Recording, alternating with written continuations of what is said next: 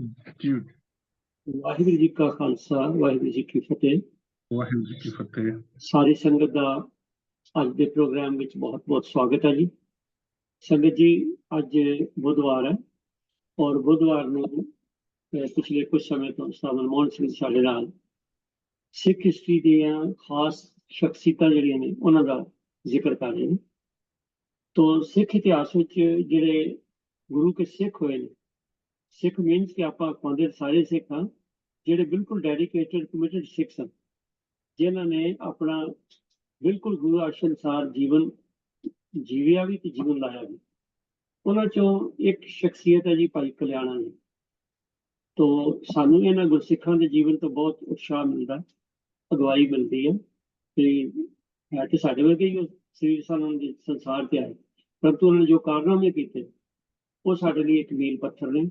ਤੋਂ ਅੱਜ ਸਰ ਮਨਮੋਹਨ ਸਿੰਘ ਜੀ ਸਾਨੂੰ ਉਹਨਾਂ ਬਾਰੇ ਦੱਸਣਗੇ, ਭਾਈ ਕਲਿਆਣਾ ਜੀ ਬਾਰੇ, ਉਹਨਾਂ ਦਾ ਜੀਵਨ ਔਰ ਉਹਨਾਂ ਦੇ ਜੀਵਨ ਦੀਆਂ ਖਾਸ ਜਿਹੜੀਆਂ ਝਲਕਾਂ ਨੇ ਉਹ ਸਾਨੂੰ ਦੱਸਣਗੇ ਜੀ। ਸਰ ਮਨਮੋਹਨ ਸਿੰਘ ਜੀ, ਵਾਹਿਗੁਰੂ ਜੀ ਕਾ ਖਾਲਸਾ ਵਾਹਿਗੁਰੂ ਜੀ ਕੀ ਫਤਿਹ। ਵਾਹਿਗੁਰੂ ਜੀ ਕੀ ਫਤਿਹ। ਇੱਕ ਓੰਕਾਰ ਸਤਨਾਮ ਕਰਤਾ ਪੁਰਖ ਨਿਰਭਉ ਨਿਰਵੈਰ ਅਕਾਲ ਮੂਰਤ ਅਜੂਨੀ ਸੈਭੰ ਗੁਰ ਪ੍ਰਸਾਦ।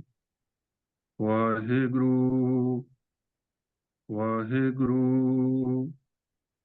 ਵਾਹਿਗੁਰੂ ਵਾਹਿਗੁਰੂ ਵਾਹਿਗੁਰੂ। ਵਾਹਿਗੁਰੂ ਜੀ ਕਾ ਖਾਲਸਾ ਵਾਹਿਗੁਰੂ ਜੀ ਕੀ ਫਤਿਹ। ਸਨਮਾਨਯੋਗ ਗੁਰੂ ਪ੍ਰਸਾਦ ਸਿੰਘ ਜੀ, ਸਾਰੇ ਹੀ ਆਪ ਜੀ ਵਡਭਾਗੀ ਜੀਵ ਹੋ ਜੋ ਕਿ ਇਸ ਗੁਰਮਤ ਕਲਾਸ ਵਿੱਚ ਹਾਜ਼ਰੀ ਭਰ ਕੇ ਜਿੱਥੇ ਜੀਵਨ ਦਾ ਕੁਝ ਸਮਾਂ ਜੋ ਹੈ ਉਹ ਲਾਹੇ ਵਿੱਚ ਲਾ ਰਹੇ ਹੋ, ਉੱਥੇ ਨਾਲ ਹੀ ਸਤਿਗੁਰੂ ਪਾਤਸ਼ਾਹ ਜੀ ਦੇ ਜੋ ਸਿਧਾਂਤ ਹਨ ਗੁਰਮਤ ਦੇ, ਗੁਰਬਾਣੀ ਦੇ ਜੋ ਸਾਨੂੰ ਗਿਆਨ ਹੈ, ਜੋ ਸਾਡਾ ਸੁਨਹਿਰੀ ਇਤਿਹਾਸ ਹੈ, ਉਸ ਨੂੰ ਵੀ ਅਸੀਂ ਇਸ ਕਲਾਸ ਰਾਹੀਂ ਸੁਣਨ ਦਾ, ਸਿੱਖਣ ਦਾ ਜੋ ਹੈ ਉਹ ਯਤਨ ਕਰਦੇ ਹਾਂ। ਵੱਡੇ ਭਾਗਾਂ ਦੇ ਨਾਲ ਹੀ ਸਤਸੰਗਤ ਪ੍ਰਾਪਤ ਹੁੰਦੀ ਹੈ ਅਤੇ ਫਿਰ ਉਦੋਂ ਭਾਗ ਹੋਰ ਵੀ ਉੱਚੇ ਵੱਡੇ ਬਣ ਜਾਂਦੇ ਹਨ ਜਦੋਂ ਕੋਈ ਵੀ ਮਨੁੱਖ ਆਪਣੇ ਰਹਿਬਰ, ਆਪਣੇ ਗੁਰੂ ਦੀਆਂ ਮਹਾਨ ਬਖਸ਼ਿਸ਼ਾਂ ਨੂੰ ਸੁਣਦਾ ਹੈ, ਉਹਨਾਂ ਨੂੰ ਆਪਣੇ ਜੀਵਨ ਅੰਦਰ ਢਾਲਦਾ ਹੈ ਤੇ ਉਹਦੇ ਅਨੁਸਾਰ ਜੀਵਨ ਬਤੀਤ ਕਰਨ ਦਾ ਯਤਨ ਕਰਦਾ ਹੈ। ਸਾਡੇ ਤਾਂ ਵੱਡੇ ਭਾਗ ਇਸ ਕਰਕੇ ਵੀ ਹਨ ਕਿ ਸਤਿਗੁਰਾਂ ਨੇ ਸਾਡੇ ਉੱਤੇ ਅਪਾਰ ਬਖਸ਼ਿਸ਼ ਕਿਰਪਾ ਕੀਤੀ ਅਤੇ ਸਤਿਗੁਰੂ ਪਾਤਸ਼ਾਹ ਜੀ ਨੇ ਇਹੋ ਜਿਹੇ ਸੁਨਹਿਰੀ ਅਸੂਲ ਗੁਰਸਿੱਖਾਂ ਦੀ ਝੋਲੀ ਵਿੱਚ ਪਾਏ। ਸਾਨੂੰ ਧੰਨ ਸਾਹਿਬ ਸ੍ਰੀ ਗੁਰੂ ਗ੍ਰੰਥ ਸਾਹਿਬ ਜੀ ਦੀ ਜੋ ਹੈ ਉਹ ਅਗਵਾਈ ਉਹਨਾਂ ਦੇ ਲੜ ਲਾਇਆ ਹੈ ਅਤੇ ਫਿਰ ਇਤਿਹਾਸ ਦੇ ਅੰਦਰ ਸਤਿਗੁਰਾਂ ਨੇ ਆਪਣੇ ਜੀਵਨ ਦੇ ਉੱਤੇ ਉਸ ਸਾਰੇ ਸੰਤਾਂ ਨੂੰ, ਸਾਰੇ ਸੰਤਾਂ ਨੂੰ ਕਿ ਦੁਨੀਆ ਦੇ ਇੱਕ ਮਿਸਾਲ ਜੋ ਹੈ ਕੀਤੀ। ਫਿਰ ਉਹਨਾਂ ਦੇ ਗੁਰਸਿੱਖਾਂ ਵਿੱਚ ਹੀ ਉਹਨਾਂ ਸਿਧਾਂਤਾਂ ਦੀ ਝਲਕ ਜੋ ਹੈ ਉਹ ਸਾਫ਼ ਨਜ਼ਰ ਪੈਂਦੀ ਹੈ। ਸਿਧਾਂਤ ਇਤਨੇ ਉੱਚੇ ਸੁੱਚੇ ਸਨ, ਜੀਵਨ ਇਤਨੇ ਉੱਚੇ ਸੁੱਚੇ ਸਨ ਕਿ ਜਦੋਂ ਉਹਨਾਂ ਜੀਵਨਾਂ ਨੂੰ ਪੜ੍ਹਿਆ ਜਾਂਦਾ ਹੈ ਤਾਂ ਫਿਰ ਕਈ ਵਾਰ ਮਨ ਸੋਚਾਂ ਵਿੱਚ ਆ ਜਾਂਦਾ ਹੈ ਕਿ ਕਿਤੇ ਅਜੋਕੇ ਸਮੇਂ ਦੀ ਸਿੱਖੀ ਜੋ ਅਸੀਂ ਦੇਖ ਰਹੇ ਹਾਂ, ਜਿਹਦੇ ਉੱਤੇ ਅਸੀਂ ਫਿਕਰਮੰਦ ਹਾਂ, ਜਿਹਦੇ ਬਾਰੇ ਚ ਆਮ ਕਰਕੇ ਸਾਡੀਆਂ ਗੱਲਾਂ ਹੁੰਦੀਆਂ, ਤੇ ਕੀ ਉਹ ਪੁਰਾਤਨ ਜੋ ਸਿੱਖੀ ਹੈ ਜੋ ਅਸੀਂ ਸੁਣ ਰਹੇ ਹਾਂ, ਜੋ ਉਹਨਾਂ ਦੇ ਜੀਵਨ ਪੜ੍ਹ ਰਹੇ ਹਾਂ, ਇਹਨਾਂ ਦੇ ਵਿੱਚ ਇਤਨਾ ਅੰਤਰ ਕਿਉਂ? ਵੈਸੇ ਤਾਂ ਸਿੱਖ ਧਰਮ ਦੀ ਇਹ ਇੱਕ ਖਾਸ ਵਿਸ਼ੇਸ਼ਤਾ ਹੈ ਕਿ ਇੱਥੇ ਗੁਰੂ ਹੁਕਮਾਂ ਨੂੰ ਕਮਾਉਣ ਵਾਲਿਆਂ ਨੂੰ ਹਮੇਸ਼ਾ ਹੀ ਮਾਨ ਸਨਮਾਨ ਜੋ ਹੈ ਮਿਲਿਆ। ਸਿੱਖੀ ਦੇ ਮਾਰਗ ਤੇ ਗਿਣਤੀ ਨਹੀਂ, ਹਮੇਸ਼ਾ ਗੁਣਾਂ ਨੂੰ ਹੀ ਤਰਜੀਹ ਜੋ ਹੈ ਉਹ ਦਿੱਤੀ ਜਾਂਦੀ ਹੈ। ਅਨੇਕਾਂ ਹੀ ਮਹਾਨ ਗੁਰਸਿੱਖਾਂ ਦੇ ਜੀਵਨ ਸਿੱਖ ਇਤਿਹਾਸ ਨਾਲ ਸ਼ਿੰਗਾਰੇ ਪਏ ਹਨ, ਉਹ ਸਿੱਖ ਇਤਿਹਾਸ ਨੂੰ ਸ਼ਿੰਗਾਰ ਰਹੇ ਹਨ ਜਿਨ੍ਹਾਂ ਨੇ ਗੁਰੂ ਹੁਕਮਾਂ ਨੂੰ ਕਮਾਉਣ 'ਚ ਨਿਵੇਕਲੇ ਕੀਰਤੀਮਾਨ ਜੋ ਹਨ ਉਹ ਸਥਾਪਿਤ ਕੀਤੇ ਹਨ। ਗੁਰੂ ਨੂੰ ਸਮਰਪਿਤ ਹੁਕਮ ਰਜ਼ਾ 'ਚ ਰਹਿ ਕੇ ਸਿੱਖੀ ਕਮਾਉਣ ਵਾਲਿਆਂ 'ਚ ਕੋਈ ਧਨਵਾਨ ਹੈ, ਕੋਈ ਚੌਧਰੀ ਹੈ, ਵੱਡਾ ਅਮੀਰ ਹੈ, ਸੌਦਾਗਰ ਹੈ, ਜੋ ਸਭ ਕੁਝ ਤਿਆਗ ਕੇ ਗੁਰੂ ਨੂੰ ਸਮਰਪਿਤ ਹੋ ਜਾਂਦਾ ਹੈ। ਤੇ ਇਤਿਹਾਸ ਦੇ ਅੰਦਰ ਉਸ ਮਹਾਨ ਸਮਰਪਣ ਨੂੰ ਜੋ ਹੈ ਉਹ ਥਾਂ ਮਿਲਦੀ ਹੈ ਕਿ ਸਭ ਕੁਝ ਤਿਆਗ ਕੇ ਗੁਰੂ ਦਾ ਹੋ ਗਿਆ, ਗੁਰੂ ਨੂੰ ਸਮਰਪਿਤ ਹੋ ਗਿਆ। ਤੇ ਕੋਈ ਜੀਵਨ ਪੱਖੋਂ ਇਹੋ ਜਿਹਾ ਮਹਾਨ ਹੈ ਕਿ ਉਹ ਬਿਨਾਂ ਕਿਸੇ ਦੇ ਰੁਤਬੇ ਹੁਕਮ ਦੀ ਪਰਵਾਹ ਕੀਤਿਆਂ ਗੁਰੂ ਦੇ ਸਮਰਪਿਤ ਹੋ ਕੇ ਨਿਡਰਤਾ ਨਾਲ ਗੁਰੂ ਸਿਧਾਂਤਾਂ ਦਾ ਪ੍ਰਚਾਰ ਕਰਦਾ ਹੈ। ਤੇ ਫਿਰ ਵੱਡੇ ਜਗੀਰਦਾਰ, ਰਾਜੇ, ਨਵਾਬ ਉਸਦੇ ਜੀਵਨ, ਉਸਦੇ ਗੁਣਾਂ ਪ੍ਰਚਾਰ ਤੋਂ ਪ੍ਰਭਾਵਿਤ ਹੋ ਕੇ ਸਿੱਖੀ ਜੋ ਹੈ ਧਾਰਨ ਕਰ ਲੈਂਦੇ ਹਨ। ਇਹੋ ਜਿਹੀਆਂ ਗੁਰਸਿੱਖਾਂ ਨੂੰ ਹੀ ਇਤਿਹਾਸ ਦੇ ਅੰਦਰ ਅਸੀਂ ਮਹਾਨ ਗੁਰਸਿੱਖ ਕਰਕੇ ਉਹਨਾਂ ਦੇ ਕੀਤੇ ਹੋਏ ਉਹਨਾਂ ਕਾਰਨਾਮਿਆਂ ਕਰਕੇ ਯਾਦ ਕਰਦੇ। ਗੁਰੂ ਨਾਨਕ ਪਾਤਸ਼ਾਹ ਦਾ ਪੰਥ ਜੋ ਹੈ ਸੰਸਾਰ 'ਚ ਹਰ ਪੱਖੋਂ ਨਿਰਾਲਾ ਤੇ ਵੱਖਰਾ ਹੈ। ਇਸੇ ਲਈ ਭਾਈ ਕਾਹਨ ਸਿੰਘ ਜੀ ਨਾਭਾ ਨੇ ਬੜਾ ਖੂਬ ਲਿਖਿਆ ਹੈ ਕਿ ਇਹ ਕੇਵਲ ਇੱਕ ਅਕਾਲ ਪੁਰਖ ਦਾ ਉਪਾਸ਼ਕ ਹੈ, ਕਰਮ ਕਾਂਡਾਂ, ਵਹਿਮਾਂ ਭਰਮਾਂ ਪਖੰਡਾਂ ਤੋਂ ਦੂਰ ਹੈ, ਉਹਨਾਂ ਤੋਂ ਰਹਿਤ ਹੈ, ਕੀਰਤਨ ਦੀ ਪੂਜਾ ਛੱਡ ਕੇ ਕਰਤਾਰ ਨੂੰ, ਕਰਤੇ ਨੂੰ ਸਮਰਪਿਤ ਹੈ, ਜ਼ਾਤ ਪਾਤ ਭਰਮ ਭੇਦ ਜੋ ਨੇ ਉਹਨਾਂ ਤੋਂ ਦੂਰ ਹੈ, ਉਹਨਾਂ ਦੇ ਵਿੱਚ ਫਸਿਆ ਹੋਇਆ ਨਹੀਂ, ਜ਼ਾਤ ਪਾਤ ਭਰਮ ਭੇਦ ਨੂੰ ਇਹ ਕਦੀ ਤਰਜੀਹ ਨਹੀਂ ਦਿੰਦਾ। ਤੇ ਕਿਸੇ ਦੀ ਇਹ ਮਤਲਬ ਜੋ ਹੈ ਇਸ ਦਾ ਜੋ ਜੀਵਨ ਹੈ ਇਹ ਕੁੱਲ ਜੋ ਮਨੁੱਖਤਾ ਹੈ, ਇਨਸਾਨੀਅਤ ਹੈ, ਉਹਦੇ ਨਾਲ ਪਿਆਰ ਕਰਨ ਵਾਲਾ ਹੈ, ਉਹਦੇ ਉੱਤੇ ਆਪਣਾ ਜੀਵਨ ਜੋ ਹੈ ਨਿਛਾਵਰ ਕਰ ਦਿੰਦਾ ਹੈ, ਉਸਦੇ ਹਿੱਤ ਲਈ ਜੂਝਦਾ ਹੈ। ਤੇ ਉਹਨਾਂ ਦੀਆਂ ਲਿਖਤਾਂ ਦੇ ਵਿੱਚ ਜ਼ਾਤ ਪਾਤ ਭਰਮ ਭੇਦ ਮਨ ਤੇ ਮਿਟਾਏ ਕਰ, ਸਭ ਤੇ ਸਹੋਦਰ ਸੋ ਕਰਤ ਪਿਆਰੋ ਹੈ, ਹਿਤਕਾਰੀ ਜਗ ਕੋ ਪੈ ਜਲ ਮੈਂ ਪੰਕਜ ਜਿਉ ਗੁਰੂ ਦੇਵ ਨਾਨਕ ਕੋ ਖਾਲਸੋ ਨਿਆਰੋ। ਨਾਨਕ ਪਾਤਸ਼ਾਹ ਦਾ ਖਾਲਸਾ ਨਿਰਾਲਾ ਤੇ ਵੱਖਰਾ ਦੁਨੀਆ ਦੇ ਨਾਲ। ਇਹਦੇ ਵਰਗਾ ਸੰਸਾਰ ਦੇ ਅੰਦਰ ਇਹਦੇ ਸਿਧਾਂਤ, ਇਹਦੇ ਵਰਗੇ ਉੱਚੇ ਸੁੱਚੇ ਜੋ ਸੁਨਹਿਰੀ ਅਸੂਲ ਉਹ ਕਿਤੇ ਹੋਰ ਦੇਖਣ ਨੂੰ ਨਹੀਂ ਲੱਭਦੇ। ਇਹ ਨਿਆਰਾ ਤੇ ਵੱਖਰਾ ਹੈ। ਹਰ ਮਨੁੱਖ ਮਾਤਰ ਨੂੰ ਇੱਕ ਪਰਮਾਤਮਾ ਦੀ ਉਸਤਤ ਤੇ ਭਗਤੀ ਨਾਲ ਜੋੜਦਾ ਹੈ। ਗੁਰਬਾਣੀ ਦੀ ਰੋਸ਼ਨੀ 'ਚ ਗੁਰਮਤਿ ਦਾ ਪ੍ਰਚਾਰ ਕਰਕੇ ਆਤਮਾ ਦੀ ਸੱਚੀ ਖੁਰਾਕ ਜੋ ਹੈ ਉਹ ਦੁਨੀਆ ਦੇ ਵਿੱਚ ਵੰਡਦਾ ਹੈ। ਨਾਮ ਸਿਮਰਨ ਨਾਲ ਜੋੜ ਕੇ ਹਰ ਆਤਮਾ ਨੂੰ ਵਿਕਾਰਾਂ ਤੋਂ ਰਹਿਤ ਕਰਨ ਲਈ ਤਤਪਰ ਰਹਿੰਦਾ ਹੈ। ਨਾਲ ਹੀ ਮਨੁੱਖਤਾ ਦੇ ਭਲੇ ਲਈ ਸ਼ਸਤਰਾਂ ਨੂੰ ਹੱਥ ਪਾ ਕੇ ਮਜਲੂਮ ਤੇ ਧਰਮ ਦੀ ਰਾਖੀ ਲਈ ਮੈਦਾਨੇ ਜੰਗ ਵਿੱਚ ਵੀ ਜੂਝਦਾ ਹੈ। ਇਸ ਦਾ ਨਿਰਾਲਾ ਤੇ ਵੱਖਰਾਪਨ ਹੀ ਹੈ ਕਿ ਕਿਤੇ ਇਹ ਵਿਦਵਾਨ ਹੈ, ਧਾਰਮਿਕ ਹੈ, ਤੇ ਕਿਤੇ ਇਹ ਮੈਦਾਨੇ ਜੰਗ ਦੇ ਅੰਦਰ ਜੂਝਦਾ ਹੈ, ਭਾਵ ਸੰਤ ਵੀ ਹੈ, ਸਿਪਾਹੀ ਵੀ ਹੈ। ਸਿੱਖ ਧਰਮ 'ਚ ਇੱਕ ਤੋਂ ਵੱਧ ਕੇ ਇੱਕ ਮਹਾਨ ਗੁਰਸਿੱਖਾਂ ਦੀ ਮਿਸਾਲ ਹੈ ਜੋ ਜਿੱਥੇ ਵੀ ਗਏ ਆਪਣੇ ਨਾਲ ਸਿੱਖੀ ਗੁਰੂ ਸਿਧਾਂਤਾਂ ਨੂੰ ਲੈ ਕੇ ਗਏ ਹਨ। ਆਪਣੇ ਉੱਚੇ ਸੁੱਚੇ ਜੀਵਨ ਨਾਲ ਜਿੱਥੇ ਉਸ ਥਾਂ ਦੇ ਵਸਨੀਕਾਂ ਨੂੰ ਪ੍ਰਭਾਵਿਤ ਕੀਤਾ, ਉੱਥੇ ਨਾਲ ਹੀ ਗੁਰਬਾਣੀ ਅਤੇ ਗੁਰਮਤਿ ਦਾ ਪ੍ਰਚਾਰ ਪ੍ਰਸਾਰ ਵੀ ਬਿਨਾਂ ਕਿਸੇ ਡਰ ਲਾਲਚ ਤੋਂ ਵਿਚਰ ਕੇ ਕੀਤਾ। ਅਤੇ ਉਸੇ ਪ੍ਰਚਾਰ ਦਾ ਅਸਰ ਸੀ ਕਿ ਸਿੱਖੀ ਦਾ ਪਸਾਰਾ ਵੱਧ ਰਿਹਾ ਸੀ। ਗੁਰੂ ਪਾਤਸ਼ਾਹ ਜੀ ਨੇ ਆਪਣੇ ਜੀਵਨ ਕਾਲ 'ਚ ਸਿੱਖੀ ਦੇ ਜੋ ਨਵੇਂ ਕੇਂਦਰ ਸਨ ਉਹ ਸਥਾਪਿਤ ਕੀਤੇ, ਜਿਹਦਾ ਮੁੱਖ ਕਾਰਨ ਹੀ ਇਹ ਸੀ ਕਿ ਸਿੱਖੀ ਜੋ ਸੀ ਉਹ ਵੱਧ ਰਹੀ ਸੀ ਤੇ ਨਵੇਂ ਜੋ ਕੇਂਦਰ ਸਨ ਉਹ ਸਥਾਪਿਤ ਕੀਤੇ ਜਾ ਰਹੇ ਸਨ।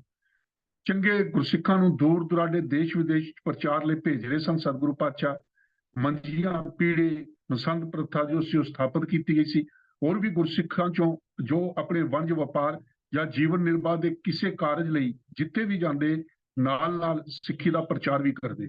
ਇਹੋ ਜਿਹੇ ਹੀ ਮਹਾਨ ਗੁਰਸਿੱਖਾਂ ਚੋਂ ਇੱਕ ਮਹਾਨ ਗੁਰੂ ਕੇ ਸਿੱਖ ਸਿਦਕੀ ਸਿੱਖ ਭਾਈ ਕਲਿਆਣਾ ਜੀ ਹੋਏ ਹਨ, ਜਿਨ੍ਹਾਂ ਦੇ ਜੀਵਨ ਬਾਰੇ ਅੱਜ ਅਸੀਂ ਵਿਚਾਰ ਕਰਨੀ ਹੈ। ਇਤਿਹਾਸ ਮੁਤਾਬਕ ਇਹ ਪੰਜਵੇਂ ਪਾਤਸ਼ਾਹ ਪੰਚਮ ਪਾਤਸ਼ਾਹ ਗੁਰੂ ਅਰਜਨ ਪਾਤਸ਼ਾਹ ਜੀ ਦੇ ਅਨੰਨ ਜੋ ਹੈ ਗੁਰਸਿੱਖ ਸੇਵਕ ਸਨ। ਸਤਿਗੁਰੂ ਪਾਤਸ਼ਾਹ ਦੀ ਸੰਗਤ ਵਿੱਚ ਰਹਿ ਕੇ ਇਹਨਾਂ ਨੇ ਗੁਰਮਤਿ ਦੀ ਜੋ ਸਿਖਲਾਈ, ਗੁਰਮਤਿ ਦੀ ਗੁਰਮਤਿ ਅੰਗ ਆਪਣੇ ਜੀਵਨ ਦੇ ਉੱਤੇ ਚਾੜਿਆ। ਜਦੋਂ ਸਤਿਗੁਰੂ ਰਾਮਦਾਸ ਪਾਤਸ਼ਾਹ ਜੀ ਨੇ ਸਿੱਖੀ ਦੇ ਵੱਧਦੇ ਪਸਾਰੇ ਨੂੰ ਦੇਖਦੇ ਹੋਏ ਸਿੱਖਾਂ ਲਈ ਕੇਂਦਰੀ ਅਸਥਾਨ ਸਥਾਪਿਤ ਕਰਨ ਲਈ ਅੰਮ੍ਰਿਤਸਰ, ਜਿਸ ਦਾ ਪਹਿਲਾ ਨਾਮ ਚੱਕ ਗੁਰੂ ਰਾਮਦਾਸ ਜੀ ਦੀ ਨੀਂਹ ਰੱਖੀ, ਤਾਂ ਇਸ ਸ਼ਹਿਰ ਨੂੰ ਵਸਾਉਣ ਦੇ ਨਾਲ ਵੱਖ-ਵੱਖ ਕਿੱਤਿਆਂ ਦੇ ਲੋਕਾਂ ਨੂੰ ਇੱਥੇ ਲਿਆ ਕੇ ਵਸਾਇਆ ਗਿਆ ਅਤੇ ਇਸ ਸ਼ਹਿਰ ਨੂੰ ਦਾ ਜੋ ਸੀ ਉਹ ਵਾਅਦਾ ਕੀਤਾ ਗਿਆ। ਪੰਜਵੇਂ ਪਾਤਸ਼ਾਹ ਜੀ ਦੇ ਵੇਲੇ ਇਹ ਕੇਂਦਰੀ ਧਾਰਮਿਕ ਸਥਾਨ ਸ੍ਰੀ ਦਰਬਾਰ ਸਾਹਿਬ ਵੀ ਜੋ ਸੀ ਉਹ ਬਣ ਕੇ ਤਿਆਰ ਹੋਇਆ। ਉਹਦੀ ਵੀ ਸੇਵਾ ਜੋ ਸੀ ਚੱਲ ਰਹੀ ਸੀ। ਸਿੱਖੀ ਦੇ ਇਸ ਕੇਂਦਰੀ ਅਸਥਾਨ ਲਈ ਮਾਇਆ ਸਮਾਨ ਦੀ ਭਾਰੀ ਜੋ ਹੈ ਉਹ ਮਿਕਦਾਰ ਵਿੱਚ ਲੋੜ ਸੀ, ਜੋ ਗੁਰੂ ਕੇ ਸਿੱਖ ਦੂਰ ਦੂਰ ਤੋਂ ਇਕੱਠਾ ਕਰਕੇ ਲਿਆਉਂਦੇ ਸਨ। ਅਤੇ ਇਹਦੇ ਵਾਸਤੇ ਜੋ ਜ਼ਿੰਮੇਵਾਰੀ ਗੁਰੂ ਕੇ ਜੋ ਪ੍ਰਚਾਰਕ ਸਿੱਖ ਸਨ ਜਾਂ ਜੋ ਗੁਰੂ ਕੇ ਸਿੱਖ ਦੂਰ ਦੁਰਾਡੇ ਇਲਾਕਿਆਂ ਵਿੱਚ ਰਹਿੰਦੇ ਸਨ, ਉਹਨਾਂ ਵੱਲੋਂ ਇਹ ਸੇਵਾਵਾਂ ਜੋ ਸਨ ਇਕੱਤਰ ਕੀਤੀਆਂ ਜਾ ਰਹੀਆਂ ਸਨ। ਇਸ ਕਾਰਜ ਲਈ ਗੁਰੂ ਪਾਤਸ਼ਾਹ ਜੀ ਵੱਲੋਂ ਦੂਰ ਦੁਰਾਡੇ ਦੇਸ਼ਾਂ ਤੱਕ ਹੁਕਮਨਾਮੇ ਵੀ ਜੋ ਸਨ ਉਹ ਭੇਜੇ ਗਏ। ਮਸੰਦਾਂ ਨੂੰ ਵੀ ਇਸ ਕਾਰਜ ਲਈ ਹੁਕਮਨਾਮੇ ਭੇਜੇ ਗਏ। ਕੁਝ ਗੁਰੂ ਕੇ ਅਨੰਦ ਗੁਰਸਿੱਖ ਭਾਈ ਭਗਤੂ, ਭਾਈ ਸਾਲੂ ਜੀ, ਭਾਈ ਗੁਰੀਆ ਜੀ, ਭਾਈ ਲੰਗਾਹਾ ਜੀ, ਭਾਈ ਪ੍ਰੇਮਾ ਜੀ, ਭਾਈ ਜੇਠਾ ਜੀ, ਭਾਈ ਪੈੜਾ ਜੀ, ਭਾਈ ਭਲਨ ਜੀ, ਭਾਈ ਬੂਲਾ ਜੀ, ਭਾਈ ਬਹਿਲੋ ਜੀ, ਭਾਈ ਭੱਟੜ ਆਦਿ ਵਰਗੇ ਜੋ ਗੁਰਸਿੱਖ ਸਨ, ਹਰ ਪਾਸਿਓਂ ਫਿਰ ਫਿਰ ਕੇ ਇਮਾਰਤੀ ਸਮਾਨ ਤੇ ਹੋਰ ਵਸਤੂਆਂ ਇਕੱਠੀਆਂ ਕਰ ਰਹੇ ਸਨ ਅਤੇ ਨਾਲ ਜੋ ਸੀ ਜਿੱਥੇ ਵੀ ਜਾਂਦੇ ਉੱਥੇ ਗੁਰੂ ਕਾ ਜੋ ਸੀ ਉਹ ਪ੍ਰਚਾਰ ਵੀ ਕਰਦੇ ਸਨ। ਭਾਈ ਗੁਰਦਾਸ ਜੀ ਲਿਖਾ ਪੜੀ ਹਿਸਾਬ ਕਿਤਾਬ ਦਾ ਲੇਖਾ ਜੋਖਾ ਸੰਭਾਲ ਰਹੇ ਸਨ। ਬਾਬਾ ਬੁੱਢਾ ਜੀ ਸਾਰੀ ਜੋ ਸੇਵਾ ਸੀ ਉਸ ਦੀ ਨਿਗਰਾਨੀ ਕਰ ਰਹੇ ਸਨ। ਤੇ ਕੁੱਲ ਮਿਲਾ ਕੇ ਗੁਰੂ ਪਾਤਸ਼ਾਹ ਜੀ ਦੇ ਇਹ ਜੋ ਨਗਰ ਵਸਾਇਆ ਜਾ ਰਿਹਾ ਸੀ, ਜੋ ਦਰਬਾਰ ਸਾਹਿਬ ਜੀ ਦੀ ਇਮਾਰਤ ਤਿਆਰ ਕੀਤੀ ਜਾ ਰਹੀ ਸੀ, ਉਹਦੇ ਵਾਸਤੇ ਹਰ ਗੁਰਸਿੱਖ ਵੱਧ ਚੜ ਕੇ ਆਪਣਾ ਜੋ ਸੀ ਉਹ ਹਿੱਸਾ ਪਾ ਰਿਹਾ ਸੀ। ਇਹਨਾਂ ਮਹਾਨ ਗੁਰਸਿੱਖਾਂ ਨਾਲ ਹੀ ਇੱਕ ਮਹਾਨ ਗੁਰਸਿੱਖ ਭਾਈ ਕਲਿਆਣਾ ਜੀ ਵੀ ਤਨ ਮਨ ਧਨ ਕਰਕੇ ਇਸ ਸੇਵਾ ਵਿੱਚ ਜੁਟੇ ਹੋਏ ਸਨ। ਭਾਈ ਕਲਿਆਣਾ ਜੀ ਜੀਵਨ ਪੱਖੋਂ ਬੜੇ ਹੀ ਸੰਜਮੀ, ਸਿਮਰਨ ਭਜਨ ਦੀ ਮੂਰਤ, ਸੇਵਾ ਦੇ ਪੁੰਜ, ਨਿਮਰਤਾ ਦਾ ਜੀਵਨ ਅਤੇ ਵਧੀਆ ਕੀਰਤਨੀ ਵੀ ਸਨ। ਦੂਰ ਦੁਰਾਡੇ ਇਲਾਕਿਆਂ ਵਿੱਚ ਜਾ ਕੇ ਗੁਰਸਿੱਖੀ ਦਾ ਇਹ ਪ੍ਰਚਾਰ ਵੀ ਕਰਿਆ ਕਰਦੇ ਸਨ। ਇਹਨਾਂ ਦਿਨਾਂ ਵਿੱਚ ਹੀ ਕਰੀਬ 1647 ਬਿਕਰਮੀ ਸੰਮਤ ਵਿੱਚ ਭਾਈ ਕਲਿਆਣਾ ਜੀ ਨੂੰ ਕੁਝ ਗੁਰਸਿੱਖਾਂ ਦੇ ਨਾਲ ਸਤਿਗੁਰੂ ਪਾਤਸ਼ਾਹ ਜੀ ਨੇ ਰਿਆਸਤ ਮੰਡੀ ਹਿਮਾਚਲ ਪ੍ਰਦੇਸ਼ ਵਿੱਚ ਜੋ ਸੀ ਇਮਾਰਤੀ ਜੋ ਲੱਕੜ ਲੈਣ ਦੇ ਵਾਸਤੇ ਭੇਜਿਆ। ਤੇ ਇਹਨਾਂ ਦੇ ਨਾਲ ਕੁਝ ਗੁਰਸਿੱਖ ਜੋ ਸਨ ਉਹਨਾਂ ਨੂੰ ਵੀ ਜੋ ਸੀ ਉਹ ਵੀ ਇਹਨਾਂ ਦੇ ਨਾਲ ਗਏ ਹਨ। ਉਸ ਵੇਲੇ ਮੰਡੀ ਦਾ ਰਾਜਾ ਜਗੀਰਦਾਰ ਹਰੀ ਸੈਨ ਸੀ, ਜੋ ਹਰ ਕਾਰ ਵਿਹਾਰ ਬ੍ਰਾਹਮਣੀ ਮਰਿਆਦਾ ਅਨੁਸਾਰ ਹੀ ਕਰਦਾ ਸੀ। ਉਹ ਪੂਰੀ ਤਰ੍ਹਾਂ ਬ੍ਰਾਹਮਣੀ ਜੂਲੇ ਹੇਠ ਦਬਿਆ ਹੋਇਆ ਸੀ। ਕੁਝ ਕਰਮਕਾਂਡ ਉਹ ਜਨਤਾ ਕੋਲੋਂ ਸਰਕਾਰੀ ਹੁਕਮਾਂ ਦੇ ਨਾਲ ਵੀ ਕਰਵਾਇਆ ਕਰਦਾ ਸੀ। ਹਿੰਦੂਆਂ ਨੂੰ ਵਰਤ ਆਦਿ ਸਰਕਾਰੀ ਹੁਕਮਾਂ ਰਾਹੀਂ ਰਖਵਾਏ ਜਾਂਦੇ ਸਨ। ਬ੍ਰਾਹਮਣ ਯੁੱਧ ਲਈ ਵਿਪਰਵਾਦੀ ਸੋਚ ਨੂੰ ਜਨਤਾ ਤੇ ਠੋਸਣ ਲਈ ਹਾਕਮਾਂ ਦਾ ਜੋ ਸੀ ਉਹ ਇਸਤੇਮਾਲ ਕਰਦੀ ਸੀ।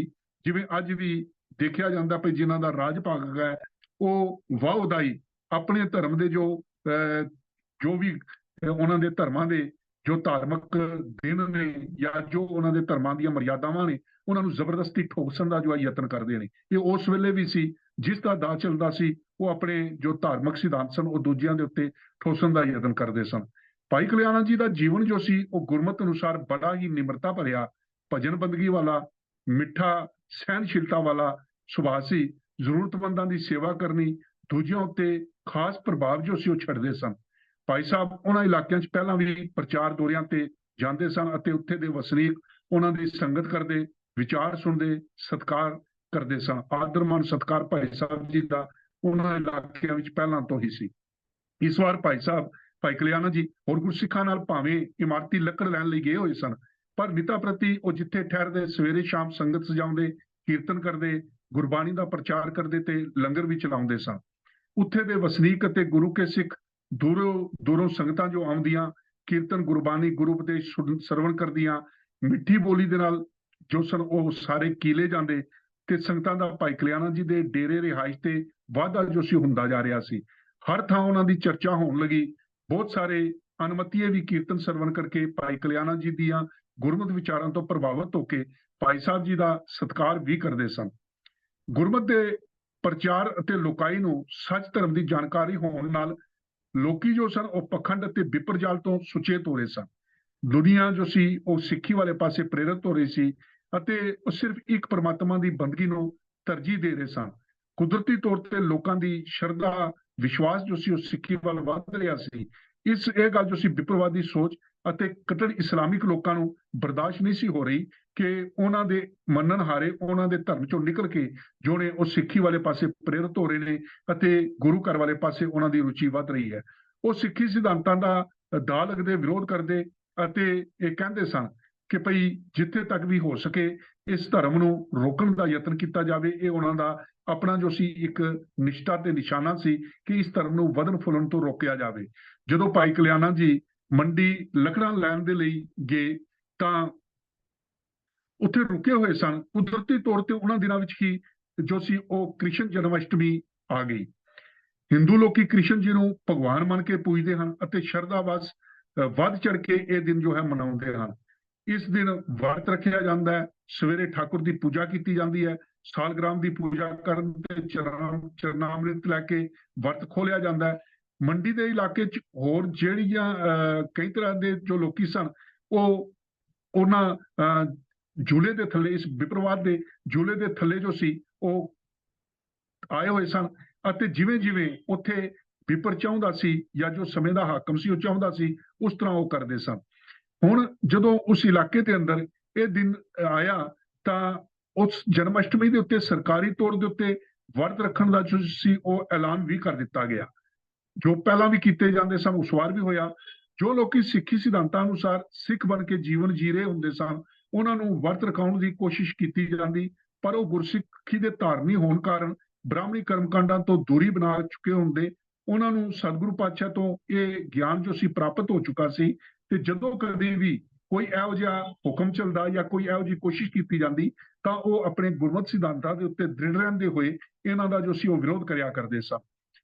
ਉਹਨਾਂ ਨੂੰ ਸਤਿਗੁਰੂ ਪਾਤਸ਼ਾਹ ਤੋਂ ਇਹ ਗਿਆਨ ਪ੍ਰਾਪਤ ਹੋ ਚੁੱਕਾ ਸੀ, ਵਰਤ ਨਾ ਰਹੋ ਨਾਮੇ ਰਮਦਾਨਾ, ਤਿਸ ਸੇਵੀ ਜੋ ਰੱਖਿਆ ਨਿਦਾਨਾ, ਏਕ ਗੁਸਾਈ ਅੱਲੋ ਮੇਰਾ, ਹਿੰਦੂ ਤੁਰਕ ਦੋਹਾਂ ਨਿਬੇਰਾ, ਹਜ ਕਾਬੇ ਜਾਓ ਨਾ ਤੀਰਥ ਪੂਜਾ, ਏਕੋ ਸੇਵੀ ਅਵਰ ਨਾ ਦੂਜਾ, पूजा करो ना निवाज गुजारो, एक निरंकार लै हृदय नमस्कारो, ना हम हिंदू ना मुसलमान, अल्लाह राम के पिंड प्राण। ਉਹ ਜੋ ਇਹਨਾਂ ਦੋਹਾਂ ਧਰਮਾਂ ਦੇ ਸਿਧਾਂਤ ਸਨ ਉਹਨਾਂ ਤੋਂ ਉੱਪਰ ਉੱਠ ਚੁੱਕੇ ਸਨ, ਇੱਕ ਪ੍ਰਭੂ ਪਰਮਾਤਮਾ ਦੀ ਭਗਤੀ ਦੇ ਨਾਲ ਜੁੜੇ ਹੋਏ ਅਤੇ ਉਸ ਅਕਾਲ ਪੁਰਖ ਪਰਮਾਤਮਾ ਦੇ ਸਿਧਾਂਤਾਂ ਅਨੁਸਾਰ ਉਹਦੇ ਉੱਤੇ ਵਿਸ਼ਵਾਸ ਕਰਕੇ ਜੀਵਨ ਨੂੰ ਜਿਉਂਦੇ ਸਨ। ਕਰਮਕਾਂਡ ਤੋਂ ਉਹਨਾਂ ਦਾ ਜੀਵਨ ਜੋ ਸੀ ਉਹ ਪੂਰਨ ਤੌਰ ਦੇ ਉੱਤੇ ਨਿਰਲੇਪ ਸੀ। ਉਸ ਦਿਨ ਵੀ ਸਾਰੇ ਇਲਾਕੇ ਵਿੱਚ ਢਿੰਡੋਰਾ ਜੋ ਸੀ ਉਹ ਪਿਟਵਾਇਆ ਗਿਆ ਕਿ ਨਗਰ ਦੇ ਇਲਾਕੇ ਦੇ ਸਾਰੇ ਨਿਵਾਸੀ ਜੋ ਹਨ ਉਹ ਜਨਮ ਅਸ਼ਟਮੀ ਦਾ ਵਰਤ ਰੱਖਣਗੇ, ਠਾकुर ਦੀ ਪੂਜਾ ਕਰਨਗੇ, ਸਾਲਗ੍ਰਾਮ ਪੂਜ ਕੇ ਚਰਨਾਮ੍ਰਿਤ ਲੈ ਕੇ ਹੀ ਵਰਤ ਜੋ ਹੈ ਉਹ ਖੋਲਿਆ ਜਾਵੇਗਾ। ਇਹ ਸਰਕਾਰੀ ਹੁਕਮ ਦਾ ਢਿੰਡੋਰਾ ਸੀ ਕਿ ਹਰ ਜੋ ਉਸ ਇਲਾਕੇ ਦਾ ਰਹਿਣ ਵਾਲਾ ਹੈ ਉਹ ਜ਼ਰੂਰ ਜੋ ਹੈ ਇਸ ਵਰਤ ਨੂੰ ਰੱਖੇਗਾ। ਸਾਫ਼ ਸੀ ਕਿ ਜੋ ਵੀ ਹੁਕਮ ਨਾ ਮੰਨੇਗਾ ਉਹ ਸਰਕਾਰ ਰਾਜੇ ਦੇ ਹੁਕਮ ਦੀ ਅਧੂਲੀ ਸਮਝੀ ਜਾਵੇਗੀ ਅਤੇ ਕੁਦਰਤੀ ਤੌਰ ਤੇ ਉੱਤੇ ਕਰੋਪੀ ਦਾ ਸ਼ਿਕਾਰ ਹੋਵੇਗਾ, ਉਸ ਨੂੰ ਸਜ਼ਾ ਹੋਵੇਗੀ। ਇਹ ਬਾਕਾਇਦਾ ਤੌਰ ਦੇ ਉੱਤੇ ਉਸ ਢਿੰਡੋਰੇ ਦੇ ਨਾਲ ਨਾਲ ਜੋ ਸਿੱਖਿਆ ਵੀ ਜਾ ਰਿਹਾ ਸੀ। ਭਾਈ ਕਲਿਆਣਾ ਜੀ ਨੂੰ ਗੁਰੂ ਘਰ ਤੋਂ ਗੁਰਮਤਿ ਦੀ ਗੁਰਤੀ ਮਿਲੀ ਹੋਈ ਸੀ। ਉਹ ਥਿੱਤਾਂ ਵਾਰਾਂ ਚੰਗੇ ਮਾੜੇ ਦਿਨਾਂ ਕਰਮਾਂ ਕਾਂਡਾਂ ਤੋਂ ਉੱਪਰ ਉੱਠ ਕੇ ਸੱਚ ਧਰਮ ਗੁਰਮਤਿ ਵਾਲਾ ਜੀਵਨ ਜੋ ਹੈ ਉਹ ਜੀ ਰਹੇ ਸਨ। ਉਹਨਾਂ ਨੂੰ ਗੁਰੂ ਉਪਦੇਸ਼ ਜੋ ਸਨ ਉਹ ਆਪਣੀ ਜਾਨ ਤੋਂ ਵੀ ਪਿਆਰੇ ਸਨ ਅਤੇ ਗੁਰੂ ਸਿਧਾਂਤਾਂ ਅਨੁਸਾਰ ਉਹਨਾਂ ਨੂੰ ਜੋ ਗੁਰਮਤਿ ਦਾ ਗਿਆਨ ਸੀ ਉਹਦੇ ਅਨੁਸਾਰ ਹੀ ਉਹ ਜੀਵਨ ਜੀ ਰਹੇ ਸਨ। ਉਹਨਾਂ ਨੂੰ ਗੁਰਮਤਿ ਦਾ ਇਹ ਗਿਆਨ ਸੀ ਕਿ ਕਿਸੇ ਕਿਸਮ ਦਾ ਥਿੱਤਵਾਰ ਜੋ ਹੈ ਉਹ ਸਿੱਖੀ ਦੇ ਅੰਦਰ ਨਹੀਂ। ਬੇਦਸ ਮਾਰੁਤੀ ਥਿੱਤੀ ਵਾਰ ਭਲੇ, ਘੜੀ ਮੂਰਤ ਪਲ ਸਾਚੇ ਆਏ ਸਹਿਜ ਮਿਲੇ। ਤੁਖਾਰੀ ਰਾਗ ਦੇ ਗੁਰੂ ਨਾਨਕ ਪਾਤਸ਼ਾਹ ਦੇ ਬਚਨ ਚੰਗੀ ਤਰ੍ਹਾਂ ਹਿਰਦੇ ਵਿੱਚ ਘਰ ਵਿੱਚ ਵਸੇ ਹੋਏ ਸਨ। ਜਿਸ ਜੀ ਇਸਤਰੀ ਦੇ ਅਡੋਲ ਹੋਏ ਹਿਰਦੇ ਵਿੱਚ ਸਦਾ ਥਿਰ ਰਹਿਣ ਵਾਲਾ ਪ੍ਰਭੂ ਪ੍ਰੀਤਮ ਆਣ ਟਿਕਦਾ ਹੈ, ਉਹ 12 ਹੀ ਮਹੀਨੇ, ਸਾਰੀਆਂ ਹੀ ਰੁੱਤਾਂ, ਸਾਰੀਆਂ ਥਿੱਤਾਂ, ਸਾਰੇ ਦਿਨ, ਸਾਰੀਆਂ ਘੜੀਆਂ, ਸਾਰੇ ਮੁਹੂਰਤ, ਸਾਰੇ ਹੀ ਪਲ ਸੁਲੱਖਣੇ ਉਸ ਨੂੰ ਜੋ ਹੈ ਉਹ ਜਪਦੇ ਹਨ। ਇਹ ਗੁਰਮਤਿ ਦੀ ਵਿਚਾਰਧਾਰਾ ਉਹਨਾਂ ਦੇ ਹਿਰਦੇ ਘਰ ਵਿੱਚ ਪੱਕੀ ਤੌਰ ਦੇ ਉੱਤੇ ਨਿਵਾਸ ਕਰ ਚੁੱਕੀ ਸੀ। ਨਾਨਕ ਸੋਈ ਦਿਨ ਸੁਹਾਵੜਾ, ਜਿਤ ਪ੍ਰਭ ਆਵੈ ਚਿਤ, ਜਿਤ ਦਿਨ ਵਿਸੈ ਪਾਰ ਬ੍ਰਹਮ, ਫਿਟ ਭਲੇਰੀ ਰੁੱਤ। ਉਹਨਾਂ ਨੂੰ ਇਸ ਗੱਲ ਦਾ ਗਿਆਨ ਸੀ ਕਿ ਕੋਈ ਖਾਸ ਦਿਨ ਨਹੀਂ ਹੋ ਸਕਦਾ ਕਿ ਜਿਸ ਦਿਨ ਕੋਈ ਪੂਜਾ ਕਰੇ, ਜਿਸ ਦਿਨ, ਜਿਸ ਵੇਲੇ, ਜਿਸ ਘੜੀ ਉਹ ਪ੍ਰਭੂ ਪਰਮਾਤਮਾ ਚਿਤ ਆਉਂਦਾ ਹੈ, ਉਹੀ ਉਹ ਘੜੀ, ਉਹੀ ਉਹ ਪਲ, ਉਹੀ ਉਹ ਰੁੱਤ, ਉਹੀ ਉਹ ਦਿਨ ਜੋ ਹੈ ਉਹ ਸੁਹਾਵੜਾ ਹੈ। ਭਾਈ ਤਿਲਕਾ ਜੀ ਗੁਰਮਤਿ ਦੀ ਸੋਝੀ ਰੱਖਣ ਵਾਲੇ ਗੁਰੂ ਕੇ ਅਨੰਦ ਸਿੱਧਕੀ ਪ੍ਰਚਾਰਕ ਸਿੱਖ ਸਨ। ਉਹ ਇੱਕ ਅਕਾਲ ਦੇ ਪੁਜਾਰੀ ਸਨ, ਜਿਸ ਬਾਰੇ ਉਹਨਾਂ ਨੂੰ ਮੂਲ ਮੰਤਰ ਤੋਂ ਹੀ ਗਿਆਨ ਸੀ ਕਿ ਉਹ ਅਕਾਲ ਪੁਰਖ ਪਰਮਾਤਮਾ ਜੋ ਹੈ ਉਹ ਅਜੂਨੀ ਹੈ, ਉਹ ਜਮਦਾ ਮਰਦਾ ਨਹੀਂ, ਉਹ ਆਪਣੇ ਆਪ ਤੋਂ ਹੈ। ਤੇ ਫਿਰ ਉਹਨਾਂ ਨੂੰ ਇਸ ਗੱਲ ਦਾ ਗਿਆਨ ਸੀ, ਬ੍ਰਹਮਾ ਵੱਡਾ ਕਹਾਏ ਅੰਤ ਨਾ ਪਾਇਆ, ਨਾ ਤਿਸ ਬਾਪ ਨਾ ਮਾਏ ਕਿਣ ਤੂੰ ਜਾਇਆ। ਕਿ ਸੰਸਾਰ ਦੇ ਲੋਕੀ ਬ੍ਰਹਮਾ ਨੂੰ ਰੱਬ ਕਰਕੇ ਮੰਨਦੇ ਹਨ, ਉਹ ਵੀ ਆਪਣੇ ਆਪ ਨੂੰ ਵੱਡਾ ਸਮਝਦਾ ਹੈ, ਪਰ ਇਹ ਅਕਾਲ ਪੁਰਖ ਪਰਮਾਤਮਾ ਉਸ ਨੂੰ ਵੀ ਇਸ ਗੱਲ ਦਾ ਅੰਤ ਨਹੀਂ ਨਾ ਕਿ ਤੁਹਾਡੇ ਪਿਤਾ ਕੌਣ ਹਨ, ਤੁਹਾਡੇ ਮਾਂ ਕੌਣ ਹਨ, ਤੁਸੀਂ ਕਿੱਥੋਂ ਜਨਮ ਲਿਆ ਹੈ, ਭਾਵ ਤੁਸੀਂ ਆਪਣੇ ਆਪ ਤੋਂ ਹੋ, ਤੁਹਾਡਾ ਅੰਤ ਜੋ ਹੈ ਉਹ ਵੀ ਨਹੀਂ ਪਾ ਸਕਦਾ। ਸੋ ਜੋ ਇਹ ਗੁਰਸਿੱਖ ਸਨ ਇਹਨਾਂ ਨੂੰ ਇਸ ਗੱਲ ਦਾ ਪੱਕਾ ਯਕੀਨ ਸੀ ਕਿ ਉਹ ਅਕਾਲ ਪੁਰਖ ਪਰਮਾਤਮਾ ਜੋ ਹੈ ਉਹ ਜੂਨੀਆਂ ਤੋਂ ਰਹਿਤ ਹੈ, ਅਜੂਨੀ ਹੈ, ਉਹ ਜਮਦਾ ਤੇ ਮਰਦਾ ਨਹੀਂ। ਵਰਤਾਂ ਆਦਿਕਾਂ ਦੀ ਫਿਲਾਸਫੀ ਬਾਰੇ ਉਹਨਾਂ ਨੂੰ ਗੁਰੂ ਉਪਦੇਸ਼ਾਂ ਰਾਹੀਂ ਗੁਰਮਤਿ ਗਿਆਨ ਸੀ, ਜਿਸ ਦਾ ਉਹ ਪ੍ਰਚਾਰ ਕਰਦੇ ਸਨ ਕਿ ਇਹ ਸਭ ਕਰਮਕਾਂਡ ਹਨ ਅਤੇ ਗੁਰਮਤਿ ਅਕੋਤੀ ਕਰਮਕਾਂਡਾਂ ਤੋਂ ਵਰਜ ਕੇ ਇੱਕ ਅਕਾਲ ਪੁਰਖ ਦੀ ਪੂਜਾ ਵੱਲ ਪ੍ਰੇਰਦਾ ਹੈ। ਉਹ ਗੁਰਬਾਣੀ ਦੀ ਸੋਝੀ ਰੱਖਦੇ ਸਨ ਕਿ ਗੁਰੂ ਉਪਦੇਸ਼ ਹਨ पाई रे गुरमुख बूझे कोय, बिन बूझे कर्म कमावंदे जन्म पदार्थ खोए। बिन बूझे कर्म कमावने जन्म पदार्थ खोए। कि पंचम सतगुरु जो ने उन्हों का उपदेश है कि जो लोग उस कालपुरख परमात्मा ਨੂੰ ਸਮਝਣ ਤੋਂ ਬਿਨਾ, ਉਹਦੇ ਨਾਮ ਸਿਮਰਨ ਤੋਂ ਬਿਨਾ ਹੋਰ ਕਰਮ ਕਾਂਡਾਂ ਵਿੱਚ ਜੀਵਨ ਬਤੀਤ ਕਰਦੇ ਹਨ, ਉਹ ਆਪਣੇ ਜੀਵਨ ਨੂੰ ਖੋ ਰਹੇ ਹਨ, ਜੀਵਨ ਦੀ ਬਾਜੀ ਹਾਰ ਰਹੇ ਹਨ। ਕਰਮ ਕਾਂਡ ਉਹ ਕਰੇ ਆਚਾਰ, ਬਿਨ ਨਾਵੈ ਤ੍ਰਿਗ ਤ੍ਰਿਗ ਅਹੰਕਾਰ। ਬੰਧਨ ਬਾਂਧਿਓ ਮਾਇਆ ਫਾਸ, ਜਨ ਨਾਨਕ ਛੁਟੈ ਗੁਰ ਪ੍ਰਗਾਸ। ਤੀਜੇ ਪਾਤਸ਼ਾਹ ਦੇ ਉਪਦੇਸ਼ ਸਨ ਕਿ ਕਰਮ ਕਾਂਡ ਜੋ ਨੇ ਲੋਕੀ ਜੋ ਕਰ ਰਹੇ ਨੇ, ਉਹਨਾਂ ਦਾ ਜੀਵਨ ਦੇ ਅੰਦਰ ਪ੍ਰਮਾਤਮਾ ਦੀ ਬੰਦਗੀ ਤੋਂ ਬਿਨਾ ਲਾਹਨਤੀ ਜੀਵਨ ਬਣ ਜਾਂਦਾ ਹੈ, ਹੰਕਾਰੀ ਹੋ ਜਾਂਦੇ ਹਨ, ਬੰਧਨਾਂ ਦੇ ਵਿੱਚ ਫਸੇ ਹੁੰਦੇ ਹਨ ਤੇ ਗੁਰੂ ਦੀ ਕਿਰਪਾ ਤੋਂ ਬਿਨਾ ਛੁੱਟ ਨਹੀਂ ਸਕਦੇ। ਸਪਸ਼ਟ ਉਪਦੇਸ਼ ਸੀ, ਹਰ ਬਿਨ ਅਵਰ ਕਿਰਿਆ ਬਿਰਥੇ, ਜਪ ਤਪ ਸੰਜਮ ਕਰਮ ਕਮਾਣੇ ਇਹ ਔਰ ਹੈ ਮੁਸੇ। ਵਰਤ ਨੇਮ ਸੰਜਮ ਮੇ ਰਹਤਾ, ਤਿਨਕਾ ਆਡ ਨਾ ਪਾਇਆ, ਆਗੈ ਚਲਨ ਔਰ ਹੈ ਪਾਈ, ਊਆ ਕਾਮਨਾ ਆਇਆ। ਤੀਰਥ ਨਾਇਆ ਧਰਨੀ ਭ੍ਰਮਤਾ, ਆਗੈ ਠੋਰ ਨਾ ਪਾਵੈ, ਊਆ ਕਾਮਨਾ ਆਵੈ। ਇਹ ਬਿਦ ਉਹ ਲੋਗਣ ਹੀ ਪਤਿਆਵੈ, ਚਤਰ ਭੇਦ ਮੁਖ ਬਚਨੀ ਉਚਰੈ, ਆਗੈ ਮੈਲ ਨਾ ਪਾਈਐ, ਬੂਝੈ ਨਾਹੀ ਏਕ ਸੁਦਾਖਰ, ਉਹ ਸਗਲੀ ਝਾਕ ਚਖਾਈਐ। ਪੰਚਮ ਗੁਰੂਦੇਵ ਦੇ ਇਹ ਬਚਨ ਭਾਈ ਸਾਹਿਬ ਜੀ ਦੇ ਹਿਰਦੇ ਘਰ ਦੇ ਵਿੱਚ ਪੱਕੇ ਤੌਰ ਦੇ ਉੱਤੇ ਵਸੇ ਹੋਏ ਸਨ ਤੇ ਇਹਦਾ ਉਹ ਪ੍ਰਚਾਰ ਕਰਦੇ ਸਨ ਕਿ ਜੋ ਕਰਮ ਕਾਂਡ ਨੇ ਇਹ ਕਿਤੇ ਵੀ ਕੰਮ ਆਉਣ ਵਾਲੇ ਨਹੀਂ। ਇਹ ਕੇਵਲ ਮਨੁੱਖ ਆਪਣੇ ਮਨ ਪਰਚਾਵੇ ਲਈ, ਲੋਕਾਂ ਨੂੰ ਜੋ ਹੈ ਪਰਚਾਉਣ ਦੇ ਲਈ ਕਰਦਾ ਹੈ, ਪਰ ਸੱਚ ਦੇ ਵਿੱਚ ਇਹ ਕੇਵਲ ਜੋ ਅਸੀਂ ਜੇਕਦੇ ਇੱਕ ਪ੍ਰਮਾਤਮਾ ਦਾ ਸੱਚ ਜੋ ਨਾਮ ਹੈ ਉਹ ਹਿਰਦੇ ਵਿੱਚ ਨਹੀਂ ਵਸਿਆ ਤੇ ਕੇਵਲ ਝਖਾ ਮਾਰਨ ਵਾਲੀ ਗੱਲ ਹੀ ਹੈ। ਕਰਮ ਧਰਮ ਨੇਮ ਬ੍ਰਤ ਪੂਜਾ, ਪਾਰ ਬ੍ਰਹਮ ਬਿਨ ਜਾਨ ਨਾ ਦੂਜਾ। ਗੁਰਮਤਿ ਦੀ ਇਹ ਗੁੜਤੀ ਉਹਨਾਂ ਦੇ ਜੀਵਨ ਘਰ ਦੇ ਵਿੱਚ ਜੋ ਸੀ ਉਹ ਘਰ ਕਰ ਗਈ ਸੀ ਕਿ ਉਸ ਅਕਾਲ ਪੁਰਖ ਪ੍ਰਮਾਤਮਾ ਦੇ ਨਾਮ ਸਿਮਰਨ ਤੋਂ ਬਿਨਾ ਗੁਰੂ ਕਾ ਸਿੱਖ ਹੋਰ ਕਿਸੇ ਚੀਜ਼, ਕਿਸੇ ਕਰਮ ਕਾਂਡ ਦੇ ਵਿੱਚ ਯਕੀਨ ਹੀ ਨਹੀਂ ਰੱਖਦਾ। ਵਰਤਾਂ ਬਾਰੇ ਤਾਂ ਉਹ ਗੁਰੂ ਦੇ ਉਪਦੇਸ਼ਾਂ ਦਾ ਅਕਸਰ ਪ੍ਰਚਾਰ ਕਰਦੇ ਸਨ ਕਿ ਭੁੱਖੇ ਰਹਿਣ ਨਾਲ ਪ੍ਰਮਾਤਮਾ ਨਹੀਂ ਮਿਲਦਾ। ਜੇ ਵਰਤ ਰੱਖਣਾ ਹੀ ਹੈ ਤਾਂ ਵਿਕਾਰਾਂ ਨੂੰ ਆਪਣੇ ਅੰਦਰ ਨਾ ਜਾਣ ਦਿਓ। ਰੋਟੀ ਛੱਡਣ ਦੀ ਥਾਂ ਭੈੜੀ ਮਤ, ਵਿਕਾਰ, ਭੈੜੇ ਕਰਮ ਛੱਡੋ। ਅੰਨ ਛੱਡ ਕੇ ਸਰੀਰ ਨੂੰ ਕਸ਼ਟ ਦੇਣਾ ਹੈ। ਅੰਨ ਨਾ ਖਾਇਆ ਸਾਧ ਗਵਾਇਆ, ਬਹੁ ਦੁੱਖ ਪਾਇਆ ਦੂਜਾ ਪਾਇਆ। ਅੰਨ ਨਾ ਖਾਏ ਦੇਹ ਦੁੱਖ ਦੀਜੈ, ਬਿਨ ਗੁਰ ਗਿਆਨ ਤ੍ਰਿਪਤ ਨਹੀਂ ਥੀਜੈ। ਛੋਡੇ ਅੰਨ ਕਰੇ ਪਾਖੰਡ, ਨਾ ਉਹ ਸੁਹਾਗਣ ਨਾ ਉਹ ਰੰਡ। ਜਗ ਮੈਂ ਬਖਤੇ ਦੂਧਾ ਧਾਰੀ, ਗੁਪਤੀ ਖਾਵੇਂ ਵਟਕਾ ਸਾਰੀ। ਅੰਨਾ ਬਿਨਾ ਨਾ ਹੋਏ ਸੁਕਾਲ, ਤਜੀਐ ਅੰਨ ਨਾ ਮਿਲਿਆ ਗੋਪਾਲ। ਗੁਰਬਾਣੀ ਦੇ ਉਪਦੇਸ਼ ਭਾਈ ਸਾਹਿਬ ਜੀ ਦੇ ਜੀਵਨ ਦੇ ਅੰਦਰ ਜੋ ਸਨ ਉਹ ਪੂਰਨ ਤੌਰ ਦੇ ਉੱਤੇ ਵਸੇ ਹੋਏ ਸਨ ਅਤੇ ਇਸ ਦਾ ਉਹ ਅਕਸਰ ਕਰਕੇ ਸੰਗਤਾਂ ਦੇ ਅੰਦਰ ਪ੍ਰਚਾਰ ਕਰਿਆ ਕਰਦੇ ਸਨ ਕਿ ਗੁਰਮਤਿ ਦੇ ਸਿਧਾਂਤ ਅਨੁਸਾਰ ਭੁੱਖਾ ਰਹਿਣ ਦੇ ਨਾਲ ਪ੍ਰਭੂ ਪ੍ਰਮਾਤਮਾ ਦੀ ਜੋ ਹੈ ਉਹ ਪ੍ਰਾਪਤੀ ਨਹੀਂ ਹੋ ਸਕਦੀ ਅਤੇ ਕਰਮਕਾਂਡ ਜੋ ਨੇ ਉਹ ਪ੍ਰਮਾਤਮਾ ਨੂੰ ਮਿਲਣ ਦੇ ਵਿੱਚ ਕੋਈ ਜ਼ਰੂਰੀ ਨਹੀਂ ਕਿ ਇਹਨਾਂ ਕਰਮਕਾਂਡਾਂ ਦੇ ਨਾਲ ਇਹ ਕਰਨ ਤੋਂ ਬਿਨਾਂ ਪ੍ਰਮਾਤਮਾ ਨਾਲ ਮਿਲਾਪ ਨਹੀਂ ਹੋ ਸਕਦਾ। ਇਹ ਤਾਂ ਕੇਵਲ ਤੇ ਕੇਵਲ ਜੋ ਨੇ ਪਾਖੰਡ ਨੇ। ਇਹਨਾਂ ਦੇ ਨਾਲ ਮਨੁੱਖ ਆਪਣੇ ਮਨ ਨੂੰ ਜੋ ਹੈ ਉਹ ਥੋੜਾ ਸਹਾਰਾ ਜ਼ਰੂਰ ਦੇ ਸਕਦਾ ਹੈ, ਪਰ ਉਸ ਪ੍ਰਮਾਤਮਾ ਦੇ ਦਰ ਦੇ ਉੱਤੇ ਪੁੱਜਣ ਵਾਸਤੇ ਇਹ ਸਹਾਈ ਨਹੀਂ ਹੋ ਸਕਦੇ। ਇਸ ਲਈ ਭਾਈ ਕਲਿਆਣਾ ਜੀ ਫੋਕਟ ਕਰਮਕਾਂਡਾਂ ਦਾ ਖੰਡਨ ਕਰਨਾ ਆਪਣਾ ਫਰਜ਼ ਤੇ ਜ਼ਿੰਮੇਵਾਰੀ ਸਮਝਦੇ ਸਨ। ਉਸ ਦਿਨ ਵੀ ਉਹਨਾਂ ਨੇ ਸਮਝੀ। ਇਹ ਮੌਕਾ ਵੀ ਸੀ ਜਦੋਂ ਗੁਰਮਤਿ ਦਾ ਸਿਧਾਂਤ ਵਰਤਾਂ, ਕਰਮਕਾਂਡਾਂ, ਅਵਤਾਰਵਾਦ ਬਾਰੇ ਲੋਕਾਂ ਤੱਕ ਪੁਜਾਇਆ ਜਾ ਸਕਦਾ ਸੀ। ਹਰ ਸੁਚੇਤ ਪ੍ਰਚਾਰਕ ਗੁਰੂ ਪਾਤਸ਼ਾਹ ਦੀ ਦਰਸਾਈ ਜੁਗਤ ਅਨੁਸਾਰ ਇਹੋ ਜਿਹੇ ਮੌਕਿਆਂ ਦੀ ਭਾਲ 'ਚ ਰਹਿੰਦਾ ਸੀ ਤਾਂ ਕਿ ਵੱਧ ਤੋਂ ਵੱਧ ਲੋਕਾਂ ਦੇ ਇਕੱਠ 'ਚ ਗੁਰਮਤਿ ਸੱਚ ਧਰਮ ਦੀ ਗੱਲ ਜੋ ਹੈ ਕੀਤੀ ਜਾ ਸਕੇ। ਭਾਈ ਕਲਿਆਣਾ ਜੀ ਨੇ ਰੋਜ਼ ਦੀ ਤਰ੍ਹਾਂ ਸੰਗਤ ਸਜਾਈ, ਕੀਰਤਨ, ਗੁਰਬਾਣੀ ਵਿਚਾਰਾਂ ਹੋਈਆਂ। ਨਿਤ ਦੇ ਪ੍ਰੋਗਰਾਮ ਦੇ ਨਾਲ ਨਿਤ ਦੀ ਤਰ੍ਹਾਂ ਲੰਗਰ ਵੀ ਤਿਆਰ ਕਰਵਾਇਆ। ਇੱਕ ਪਾਸੇ ਸਰਕਾਰੀ ਤੌਰ ਦੇ ਉੱਤੇ ਇਹ ਢੰਡੋਰਾ ਪਿਟਿਆ ਗਿਆ ਹੋਇਆ ਸੀ ਕਿ ਕੱਲ ਸਾਰਿਆਂ ਨੇ ਵਰਤ ਰੱਖਣਾ ਹੈ, ਸਾਲਗ੍ਰਾਮ ਦੀ ਪੂਜਾ ਕਰਨੀ ਹੈ, ਠਾਕੁਰ ਦੀ ਪੂਜਾ ਕਰਨੀ ਹੈ, ਚਰਨਾਮ੍ਰਿਤ ਲੈ ਕੇ ਉਹ ਜੋ ਹੈ ਵਰਤ ਖੋਲਣਾ ਹੈ ਤੇ ਇਹ ਸਰਕਾਰੀ ਹੁਕਮ ਹੈ। ਦੂਜੇ ਪਾਸੇ ਭਾਈ ਸਾਹਿਬ ਜੀ ਨੇ ਜੋ ਸੀ ਰੋਜ਼ ਦੀ ਤਰ੍ਹਾਂ ਲੰਗਰ ਵੀ ਤਿਆਰ ਕਰਵਾਇਆ। ਨਾਲ ਦੇ ਜੋ ਸਿੱਖ ਸਨ ਉਹਨਾਂ ਨੇ ਵੀ ਛਕਿਆ। ਆਉਣ ਜਾਣ ਵਾਲੇ ਰਾਹਗੀਰਾਂ ਨੂੰ ਵੀ ਨਿਤ ਦੀ ਤਰ੍ਹਾਂ ਲੰਗਰ ਛਕਣ ਲਈ ਕਿਹਾ। ਆਉਣ ਜਾਣ ਵਾਲਿਆਂ ਨੇ ਜਦੋਂ ਵਰਤ ਤੇ ਲੰਗਰ ਬਾਰੇ ਪੁੱਛਿਆ ਤਾਂ ਭਾਈ ਜੀ ਨੇ ਗੁਰਮਤਿ ਦੀ ਰੋਸ਼ਨੀ 'ਚ ਉਹਨਾਂ ਨੂੰ ਫੋਕਟ ਕਰਮਾਂ ਬਾਰੇ ਜੋ ਸੀ ਦੱਸਿਆ ਕਿ ਇਹਨਾਂ ਦਾ ਧਰਮ ਦੇ ਨਾਲ ਕੋਈ ਸੰਬੰਧ ਨਹੀਂ। ਪ੍ਰਭੂ ਪ੍ਰਾਪਤੀ ਦੇ ਰਾਹ 'ਚ ਇਹ ਕੋਈ ਕਰਮ ਨਹੀਂ।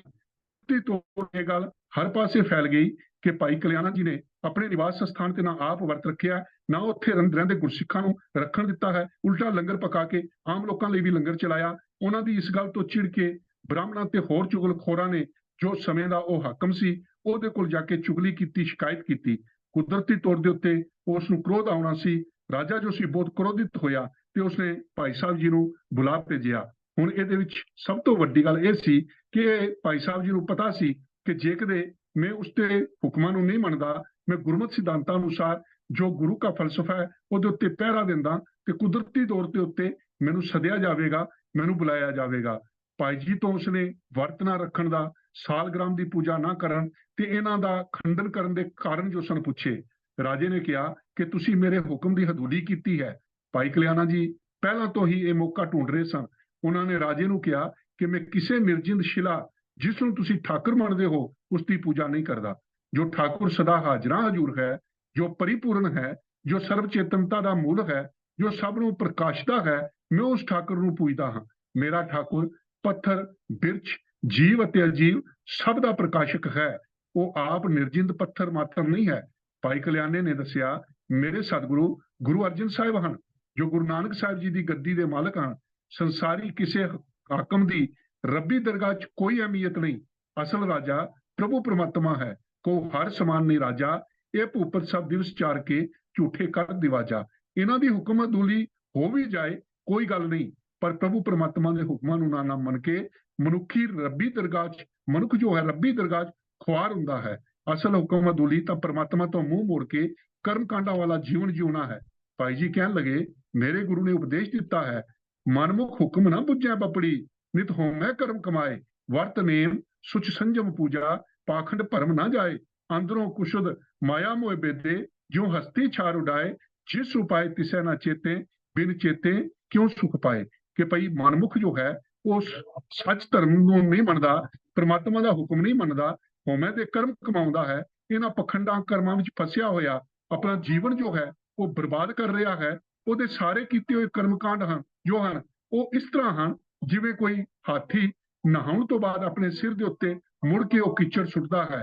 ਤੇ ਜਿਸ ਨੇ ਸਾਨੂੰ ਸੰਸਾਰ ਦੇ ਅੰਦਰ ਭੇਜਿਆ ਹੈ, ਜਿਸ ਨੂੰ ਉਸ ਅਕਾਲ ਪੁਰਖ ਪਰਮਾਤਮਾ ਨੇ ਸਾਨੂੰ ਜੀਵਨ ਦਿੱਤਾ ਹੈ, ਤੇ ਜਿਹੜਾ ਉਹਨਾਂ ਨੂੰ ਯਾਦ ਨਹੀਂ ਕਰਦਾ, ਉਹਨੂੰ ਯਾਦ ਕਰਨ ਤੋਂ ਬਿਨਾਂ, ਉਹਦੇ ਸਿਮਰਨ ਤੋਂ ਬਿਨਾਂ ਦੁੱਖ ਪਾਉਂਦਾ ਹੈ, ਉਹ ਸੱਚ ਦੇ ਵਿੱਚ ਮਨਮੁਖ ਹੈ। ਉਹ ਹੁਕਮ ਅਦੂਲੀ ਕਰ ਰਿਹਾ ਹੈ। ਪਾਖੰਡ ਕਰਮ ਕੀਤਿਆਂ ਪਰਮਾਤਮਾ ਨਾਲ ਮੇਲ ਨਹੀਂ ਹੁੰਦਾ।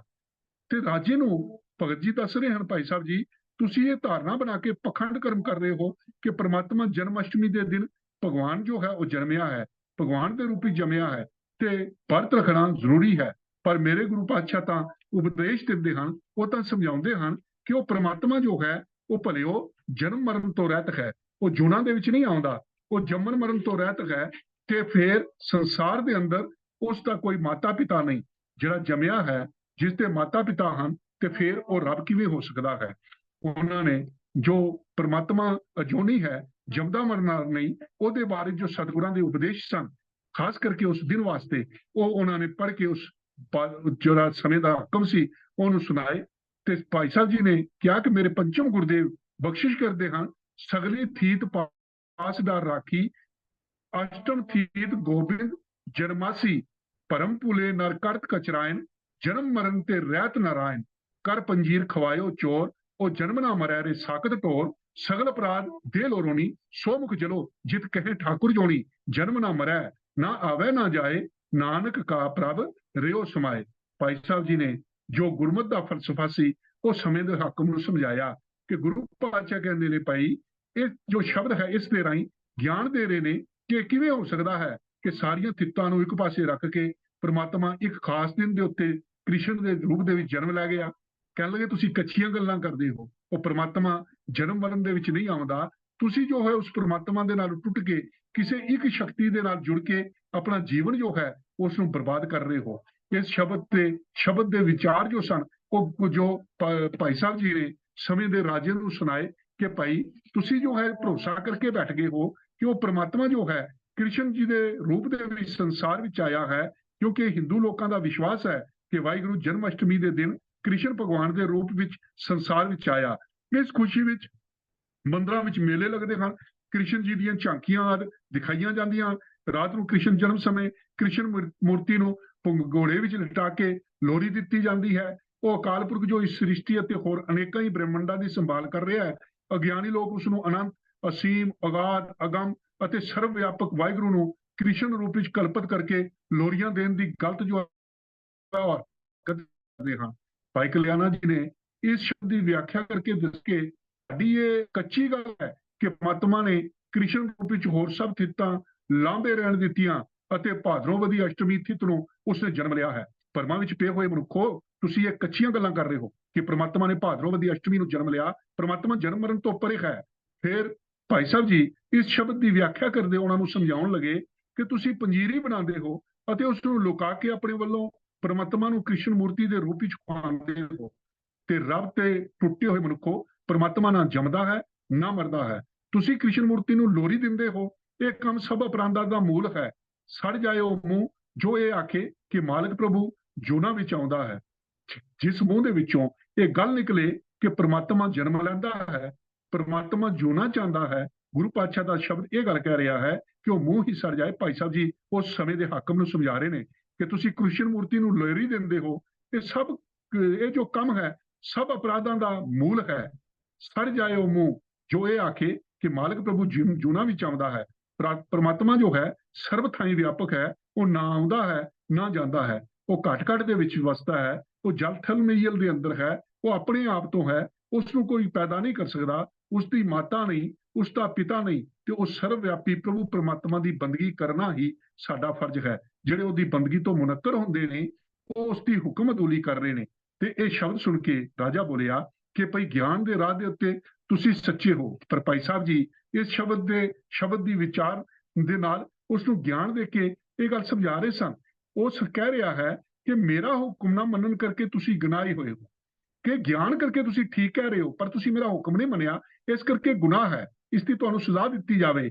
ਭਾਈ ਸਾਹਿਬ ਜੀ ਨੇ ਨਿਡਰ ਹੋ ਕੇ ਉੱਤਰ ਦਿੱਤਾ। ਕਹਿਣ ਲੱਗੇ, ਜਿੰਕੂ ਤੇਰੇ ਹੁਕਮ ਨੂੰ ਨਾ ਮੰਨਣ ਵਾਲਾ ਗੁਨਾਹੀ ਠਹਿਰਦਾ ਹੈ, ਤੈਸੇ ਹੀ ਹੁਕਮ ਅਕਾਲ ਪੁਰਖ ਦਾ ਜੋ ਹੈ ਜੋ ਨਾ ਮੰਨੇ ਉਸ ਅੱਗੇ ਤੇਰਾ ਹੁਕਮ ਜੋ ਹੈ, ਭਾਵ ਜੇ ਤੇਰਾ ਹੁਕਮ ਗਲਤ ਹੈ ਤਾਂ ਤੂੰ ਵੀ ਗੁਨਾਹੀ ਠਹਿਰਾਇਆ ਜਾਵੇਗਾ। ਕਿ ਜੇ ਕਿਤੇ ਤੂੰ ਪ੍ਰਮਾਤਮਾ ਦੇ ਹੁਕਮ ਦੇ ਅੱਗੇ ਹੁਕਮ ਕਰਦਾ ਹੈ ਤੇ ਫਿਰ ਤੂੰ ਵੀ ਗੁਨਾਹੀ ਹੈ। ਤੇਰੇ ਹੁਕਮ ਨੂੰ ਮੈਂ ਨਹੀਂ ਮੰਨਿਆ ਤੇ ਫਿਰ ਜੇ ਕਿਤੇ ਤੂੰ ਮੈਨੂੰ ਇਹ ਗੱਲ ਕਹਿ ਰਿਹਾ ਹੈ ਕਿ ਮੈਂ ਬਾਕੀਆਂ ਨੂੰ ਸਮਝਾਉਣ ਦਾ ਯਤਨ ਕੀਤਾ ਭਾਈ ਤੁਸੀਂ ਵਰਤ ਨਾ ਰੱਖੋ ਤੇ ਮੈਂ ਗੁਨਾਹੀ ਹੋ ਗਿਆ, ਤੇ ਜਿਹੜਾ ਤੂੰ ਰਖਵਾ ਰਿਹਾ ਤੂੰ ਵੀ ਗੁਨਾਹੀ ਹੈ।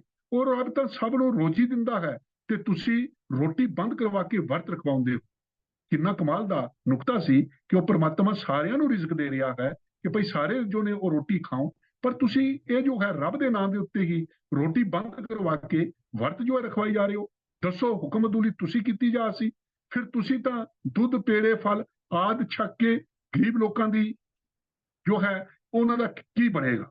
ਤੁਸੀਂ ਦੁੱਧ ਵੀ ਛਕ ਲਿਆ, ਤੁਸੀਂ ਫਲ ਵੀ ਛਕ ਲਏ, ਤੁਸੀਂ ਪੇੜੇ ਵੀ ਛਕ ਲਏ ਤੇ ਫਿਰ ਆਰਾਮ ਦੇ ਨਾਲ ਤੁਸੀਂ ਬੈਠੇ ਹੋਏ ਹੋ। ਤੇ ਜਿਹੜੇ ਲੋਕੀ ਗਰੀਬ ਨੇ, ਜਿਨ੍ਹਾਂ ਨੇ ਦਿਨ ਨੂੰ ਮਜ਼ਦੂਰੀ ਕਰਨੀ ਹੈ, ਜਿਹੜੇ ਕਿਸਾਨ ਨੇ, ਉਹ ਤੁਹਾਡਾ ਹੁਕਮ ਮੰਨਦੇ ਹਨ, ਸਾਰਾ ਦਿਨ ਭੁੱਖਾ ਹੀ ਰਹਿ ਕੇ ਉਹ ਮੁਸ਼ੱਕਤ ਜੋ ਹੈ ਕਰਦੇ ਹਨ, ਤਾਂ ਫਿਰ ਅਖੀਰ ਵਿੱਚ ਰੋਟੀ ਛੱਡ ਕੇ ਤੁਸੀਂ ਭਾਂਤ ਦੇ ਫਲ ਦੁੱਧ ਪੇੜੇ ਖਾ ਲੈਂਦੇ ਹੋ, ਉੱਪਰੋਂ ਆਰਾਮ ਵੀ ਕਰਦੇ ਹੋ। ਰਾਜਾ, ਇਹ ਜੋ ਹੈ ਗੁਰਮਤ ਦਾ ਵਿਚਾਰ ਇਹ ਹੈ ਕਿ ਭਈ ਤੁਸੀਂ ਜੋ ਹੈ ਗਲਤ ਕਰ ਰਹੇ ਹੋ। ਤੁਸੀਂ ਖਾਮਖਾ ਦਾ ਆਪਣਾ ਹੁਕਮ ਲਾਗੂ ਕਰਕੇ ਲੋਕਾਂ ਨੂੰ ਜੋ ਹੈ ਵਰਤ ਰੱਖਣ ਵਾਸਤੇ ਪ੍ਰੇਰ ਰਹੇ ਹੋ, ਮੂਰਤੀ ਪੂਜਾ ਵਾਲੇ ਪਾਸੇ ਲਾ ਰਹੇ ਹੋ। ਉਸ ਪ੍ਰਮਾਤਮਾ ਜਿਹੜਾ ਜੰਮਦਾ ਮਰਦਾ ਨਹੀਂ, ਇਹ ਸਾਬਤ ਕਰ ਰਹੇ ਹੋ ਕਿ ਉਸਨੇ ਜਨਮ ਲਿਆ ਤੇ ਉਸਦੇ ਮਾਤਾ ਪਿਤਾ ਵੀ ਨੇ। ਉਹ ਕਿਸੇ ਖਾਸ ਦਿਨ ਸੰਸਾਰ ਦੇ ਅੰਦਰ ਆਇਆ। ਤੇ ਜਦੋਂ ਭਾਈ ਸਾਹਿਬ ਜੀ ਇਹ ਗੁਰਮਤ ਦੀ ਵਿਚਾਰ ਉਸ ਰਾਜੇ ਨੂੰ ਸਮਝਾ ਰਹੇ ਨੇ ਤੇ ਰਾਜਾ ਇਸ ਗੁਰਮਤ ਵਿਚਾਰ ਤੋਂ ਬਹੁਤ ਹੀ ਪ੍ਰਭਾਵਿਤ ਹੋਇਆ। ਉਸਦੇ ਦਿਲ ਵਿੱਚ ਚਾਹ ਉੱਠੀ ਕਿ ਮੈਂ ਵੀ ਸਤਿਗੁਰੂ ਜੀ ਦੇ ਦਰਸ਼ਨ ਕਰਾਂ। ਜਿਸ ਦਾ ਇਹ ਗੁਰਮਤ ਮਾਰਗ ਇਤਨਾ ਮਹਾਨ ਹੈ, ਉਹ ਗੁਰੂ ਕਿਤਨਾ ਮਹਾਨ ਹੋਵੇਗਾ। ਬ੍ਰਾਹਮਣ ਮਤ ਉਸ ਨੂੰ ਸਪਸ਼ਟ ਤੌਰ ਦੇ ਉੱਤੇ ਫੋਕਟ ਨਜ਼ਰ ਆਇਆ। ਵਾਪਸੀ ਤੇ ਭਾਈ ਕਲਿਆਣਾ ਜੀ ਦੇ ਨਾਲ ਰਾਜਾ ਹਰੀ ਸੈਣ ਜੋ ਸੀ, ਉਹ ਚੱਕ ਸ੍ਰੀ ਰਾਮਦਾਸਪੁਰ ਆਇਆ। ਸਿੱਖੀ ਦੀ ਜੋ ਸੀ ਦਾਤ ਉਸਨੇ ਗੁਰੂ ਪਾਤਸ਼ਾਹ ਤੋਂ ਪ੍ਰਾਪਤ ਕੀਤੀ ਅਤੇ ਉੱਥੋਂ ਵਾਪਸ ਪਰਤਿਆ। ਗੁਰੂ ਪਿਆਰ ਵਾਲਿਓ, ਇਹ ਉਸ ਮਹਾਨ ਸਿੱਧਕੀ ਸਿੱਖ ਦਾ ਜੀਵਨ ਸੀ, ਜਿਸ ਦੇ ਜੀਵਨ ਤੋਂ ਸਾਨੂੰ ਇਹ ਗੱਲ ਲੱਭਦੀ ਹੈ, ਪਤਾ ਚੱਲਦਾ ਹੈ ਕਿ ਉਸ ਦੇ ਆਪਣੇ ਜੀਵਨ ਦੇ ਕਾਰਨ ਉਹ ਹੱਠੀ ਵਿਅਕਤੀ ਜਿਹੜਾ ਸੰਸਾਰ ਦੇ ਅੰਦਰ ਇਹ ਚਾਹੁੰਦਾ ਸੀ ਕਿ ਮੈਂ ਜੋ ਲੋਕਾਂ ਨੂੰ ਵਰਤ ਰਖਵਾ ਕੇ ਆਪਣਾ ਜੋ ਹੈ ਉਹ ਇੱਕ ਕਿਸਮ ਦਾ ਉਸ ਪ੍ਰਮਾਤਮਾ ਪ੍ਰਤੀ ਉਹ ਇੱਕ ਭਰਮ ਦੇ ਅੰਦਰ ਸੀ ਕਿ ਕ੍ਰਿਸ਼ਨ ਜੀ ਦੇ ਜਨਮ ਦੇ ਉੱਤੇ ਜਿਹੜੇ ਲੋਕੀ ਮੇਰੇ ਕਹਿਣ ਦੇ ਨਾਲ ਵਰਤ ਰੱਖਦੇ ਹਨ, ਤਾਂ ਫਿਰ ਉਹਦੇ ਨਾਲ ਸਭ ਤੋਂ ਵੱਡੀ ਗੱਲ ਇਹ ਹੋਵੇਗੀ ਕਿ ਮੇਰੇ ਹੱਕ ਦੇ ਵਿੱਚ, ਮੇਰੇ ਖਾਤੇ ਦੇ ਅੰਦਰ ਜੋ ਹੈ ਉਹ ਜ਼ਰੂਰ ਧਰਮ ਆਵੇਗਾ। ਪਰ ਉਹ ਇਹ ਗੱਲ ਸਮਝਾ ਰਹੇ ਨੇ, ਨਹੀਂ ਭਲਿਆ, ਉਹ ਪ੍ਰਭੂ ਪਰਮਾਤਮਾ ਜਨਮ ਮਰਨ ਤੋਂ ਰਹਿਤ ਹੈ। ਜੇ ਕਿਤੇ ਵਰਤ ਕਰਨਾ ਹੀ ਹੈ ਤਾਂ ਪੈੜੇ ਜੋ ਔਗਣ ਨੇ ਉਹਨਾਂ ਨੂੰ ਛੱਡਣ ਦਾ ਯਤਨ ਕਰੀਏ, ਵਿਕਾਰਾਂ ਤੋਂ ਵਰਤ ਕਰਨ ਦਾ ਯਤਨ ਕਰੀਏ। ਅਤੇ ਗੁਰਮਤਿ ਦੀ ਜੋ ਸੱਚ ਦੀ ਗੱਲ ਸੀ ਉਹ ਭਾਈ ਸਾਹਿਬ ਜੀ ਨੇ ਉਸ ਸਮੇਂ ਦੇ ਉਸ ਵਿਅਕਤੀ ਨੂੰ ਦੱਸਿਆ ਤੇ ਇੱਕ ਗੱਲ ਸਮਝਾ ਦਿੱਤੀ ਕਿ ਗੁਰੂ ਨਾਨਕ ਪਾਤਸ਼ਾਹ ਦਾ ਜੋ ਮਿਸ਼ਨ ਹੈ ਉਹ ਗੱਲ ਕਹਿੰਦਾ ਹੈ, ਸਿਦਕ ਕਰ ਸਿਜਦਾ ਮਨ ਕਰ ਮਕਸੂਦ, ਜੈ ਤੀਰ ਦੇਖਾਂ ਤੈ ਤੀਰ ਮੌਜੂਦ, ਕਿ ਰੱਬ ਉੱਤੇ ਭਰੋਸਾ ਰੱਖ ਕਿ ਉਹ ਪ੍ਰਭੂ परमात्मा, ਜਦੋਂ ਤੂੰ परमात्मा ਦੇ ਉੱਤੇ ਭਰੋਸਾ ਰੱਖ ਕੇ ਉਸ ਤੇ ਅੱਗੇ ਆਪਣਾ ਜੋ ਸਿਰ ਨਿਵਾਉਣਾ, परमात्मा ਦੇ ਉੱਤੇ ਭਰੋਸਾ ਰੱਖਣਾ ਹੈ, ਆਪਣੇ ਮਨ ਨੂੰ ਰੱਬ ਵਿੱਚ ਜੋੜਨਾ, ਇਸ ਨੂੰ ਜ਼ਿੰਦਗੀ ਦਾ ਨਿਸ਼ਾਨਾ ਬਣਾ ਲੈ, ਤੇ ਫਿਰ ਜਿਸ ਪਾਸੇ ਦੇਖੇਗਾ ਉਸੇ ਪਾਸੇ ਰੱਬ ਤੈਨੂੰ ਹਾਜ਼ਰ ਦਿਸੇਗਾ। ਜੇ ਕਿਤੇ ਤੇਰਾ ਸਿਦਕ ਹੀ ਨਹੀਂ, ਤੇਰਾ ਭਰੋਸਾ ਹੀ ਨਹੀਂ, ਤੂੰ ਜਿੰਨੇ ਮਰਜ਼ੀ ਮੱਥੇ ਰਗੜੀ ਜਾ, ਤੇ ਸਿਦਕ ਤੇ ਭਰੋਸਾ ਕਰ ਕਿ ਉਹ ਪ੍ਰਭੂ परमात्मा ਸਰਬ ਸਮਰੱਥ ਹੈ।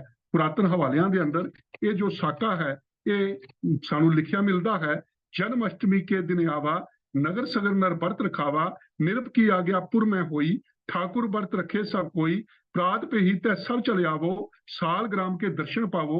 कि ਉਹ ਰਾਜੇ ਦਾ ਹੁਕਮ ਸੀ ਕਿ ਭਈ ਅਸ਼ਟਮੀ ਵਾਲੇ ਦਿਨ ਸਾਰਿਆਂ ਨੇ ਵਰਤ ਰੱਖਣਾ ਹੈ, ਤੇ ਫਿਰ ਚਰਨਾਮ੍ਰਿਤ ਤੇ ਵਰਤ ਉਪਾਰੋ, ਕ੍ਰਿਸ਼ਨ ਕ੍ਰਿਸ਼ਨ ਮੁਖ ਨਾਮ ਉਚਾਰੋ, ਕਿ ਚਰਨਾਮ੍ਰਿਤ ਰਹਿ ਕੇ ਉਹ ਸਾਲਗ੍ਰਾਮ ਦੀ ਪੂਜਾ ਕਰਕੇ ਉਸ ਮੂਰਤੀ ਨੂੰ ਮੱਥੇ ਟੇਕ ਕੇ ਨਮਸਕਾਰਾਂ ਕਰਕੇ ਕ੍ਰਿਸ਼ਨ ਕ੍ਰਿਸ਼ਨ ਜੋ ਹੈ ਉਹ ਨਾਮ ਦੇ ਜੋ ਹੈ ਤੁਸੀਂ ਮਨ ਦੇ ਵਿੱਚ ਉਚਾਰਨਾ ਹੈ, ਮੁਖ ਦੇ ਵਿੱਚ ਉਚਾਰਨਾ ਹੈ। ਯਥਾ ਯੋਗ ਕੀਨਸ ਨਰ ਸਭ ਹੂੰ, गुर के सिख ना मानी तब हूं, मैं व्रत कीन ना मंदिर गयो, मैं चरनामृत धारण कियो, निकट जे नर पिख कर तिस चाली, बूझियो व्रत ना कीनस काली। कहता बाकी तो सारिया ने रख ले, पर जो गुरु का सिख सी उसने कोई व्रत नहीं रखिया, ना वो किते मंदिर गया, ना उसने कोई चरनामृत लिया। आज ना गमने ठाकुर द्वारे, मैं चरनामृत लीन सकारे, सुन सब ते भाई कल्याणा, मदर वाक तिन संग बखाना। ਜਦੋਂ ਇਹ ਸਾਰੀਆਂ ਗੱਲਾਂ ਉਹਨਾਂ ਲੋਕਾਂ ਨੂੰ ਪਤਾ ਲੱਗੀਆਂ, ਉਹਨਾਂ ਨੇ ਪੁੱਛਿਆ ਭਾਈ ਤੂੰ ਦੱਸ ਤੂੰ ਇਹ ਕੰਮ ਕਿਉਂ ਨਹੀਂ ਕੀਤਾ, ਤੇ ਭਾਈ ਕੁਲਵੰਤ ਜੋ ਸੀ ਉਹ ਜਵਾਬ ਦਿੰਦਾ ਹੈ, ਪੁਰਖ ਜਗਤੋ ਠਾਕਰ ਮੇਰੋ, ਜੋ ਬੋਲੇ ਸੁਖ ਦੇਤ ਕਨੇਰੋ, ਪਾਹਨ ਜੜ ਕੀ ਸੇਵਾ ਬਾਦ, ਖਾਏ ਨਾ ਬੋਲੇ ਨਏ ਔਲਾਦ, ਤੁਮ ਕਬ ਕਬ ਸੁਧ ਧਾਰਨ ਕਰੋ, ਮਹਾ ਵਿਚਾਰਨ न पर करो, हमरे गुर के सिख हैं जोई, अल्पहार वर्ती नित सोई, काम क्रोध के संयम सदा, प्रभु सिमरन में लागਿਓ ਰਿਦਾ। ਕਹਿਣ ਲੱਗੇ ਭਲਿਓ ਸਾਡੇ ਜੋ ਗੁਰੂ ਦੇ ਸਿੱਖ ਨੇ ਉਹ ਤਾਂ ਸੰਜਮ ਦੇ ਵਿੱਚ ਹੀ ਖਾਂਦੇ ਨੇ, ਘੱਟ ਘੱਟ ਹੀ ਖਾਂਦੇ ਨੇ, ਜ਼ਿਆਦਾ ਖਾਂਦੇ ਵੀ ਨਹੀਂ, ਤੇ ਫਿਰ ਇੱਕ ਗੱਲ ਇਹ ਹੈ ਕਿ ਉਹ ਕਾਮ ਕ੍ਰੋਧ ਦਾ ਸੰਜਮ ਕਰਦੇ ਨੇ ਤੇ ਪ੍ਰਭੂ ਦਾ ਸਿਮਰਨ ਹੀ ਹਰ ਵੇਲੇ ਕਰਦੇ ਨੇ। ਇਹ ਸਾਰੀਆਂ ਗੱਲਾਂ ਜੋ ਅਸੀਂ ਉਹਨਾਂ ਦੇ ਜੀਵਨ ਦੀਆਂ ਪਿੱਛੇ ਸੁਣਾਏ ਹਾਂ, ਉਹ ਸਾਰੀਆਂ ਉਹ ਜੋ ਸਨ ਉਹਨਾਂ ਨੂੰ ਸਮਝਾ ਰਹੇ ਨੇ। ਜੋ ਇਸ ਪ੍ਰਾਤਨ ਲਿਖਤ ਦੇ ਅੰਦਰ ਲੱਭਦਾ ਹੈ ਕਿ ਉਹ ਅੱਗੋਂ ਕਹਿ ਰਹੇ ਨੇ ਭਾਈ ਸਾਹਿਬ ਜੀ, ਸ੍ਰੀ ਗੁਰੂ ਨਾਨਕ ਜਗ ਵਿਦਿਤ ਵਿਸਾਲਾ, ਤਿਸ ਗਾਦੀ ਉੱਪਰ ਇਸ ਕਾਲਾ, ਸ੍ਰੀ ਗੁਰੂ ਅਰਜਨ ਪੂਰਨ ਅਹੈ, ਤਿਨ ਕੇ ਸਿੱਖ ਹਮ ਵਾਂਛਿਤ ਲਹੈ।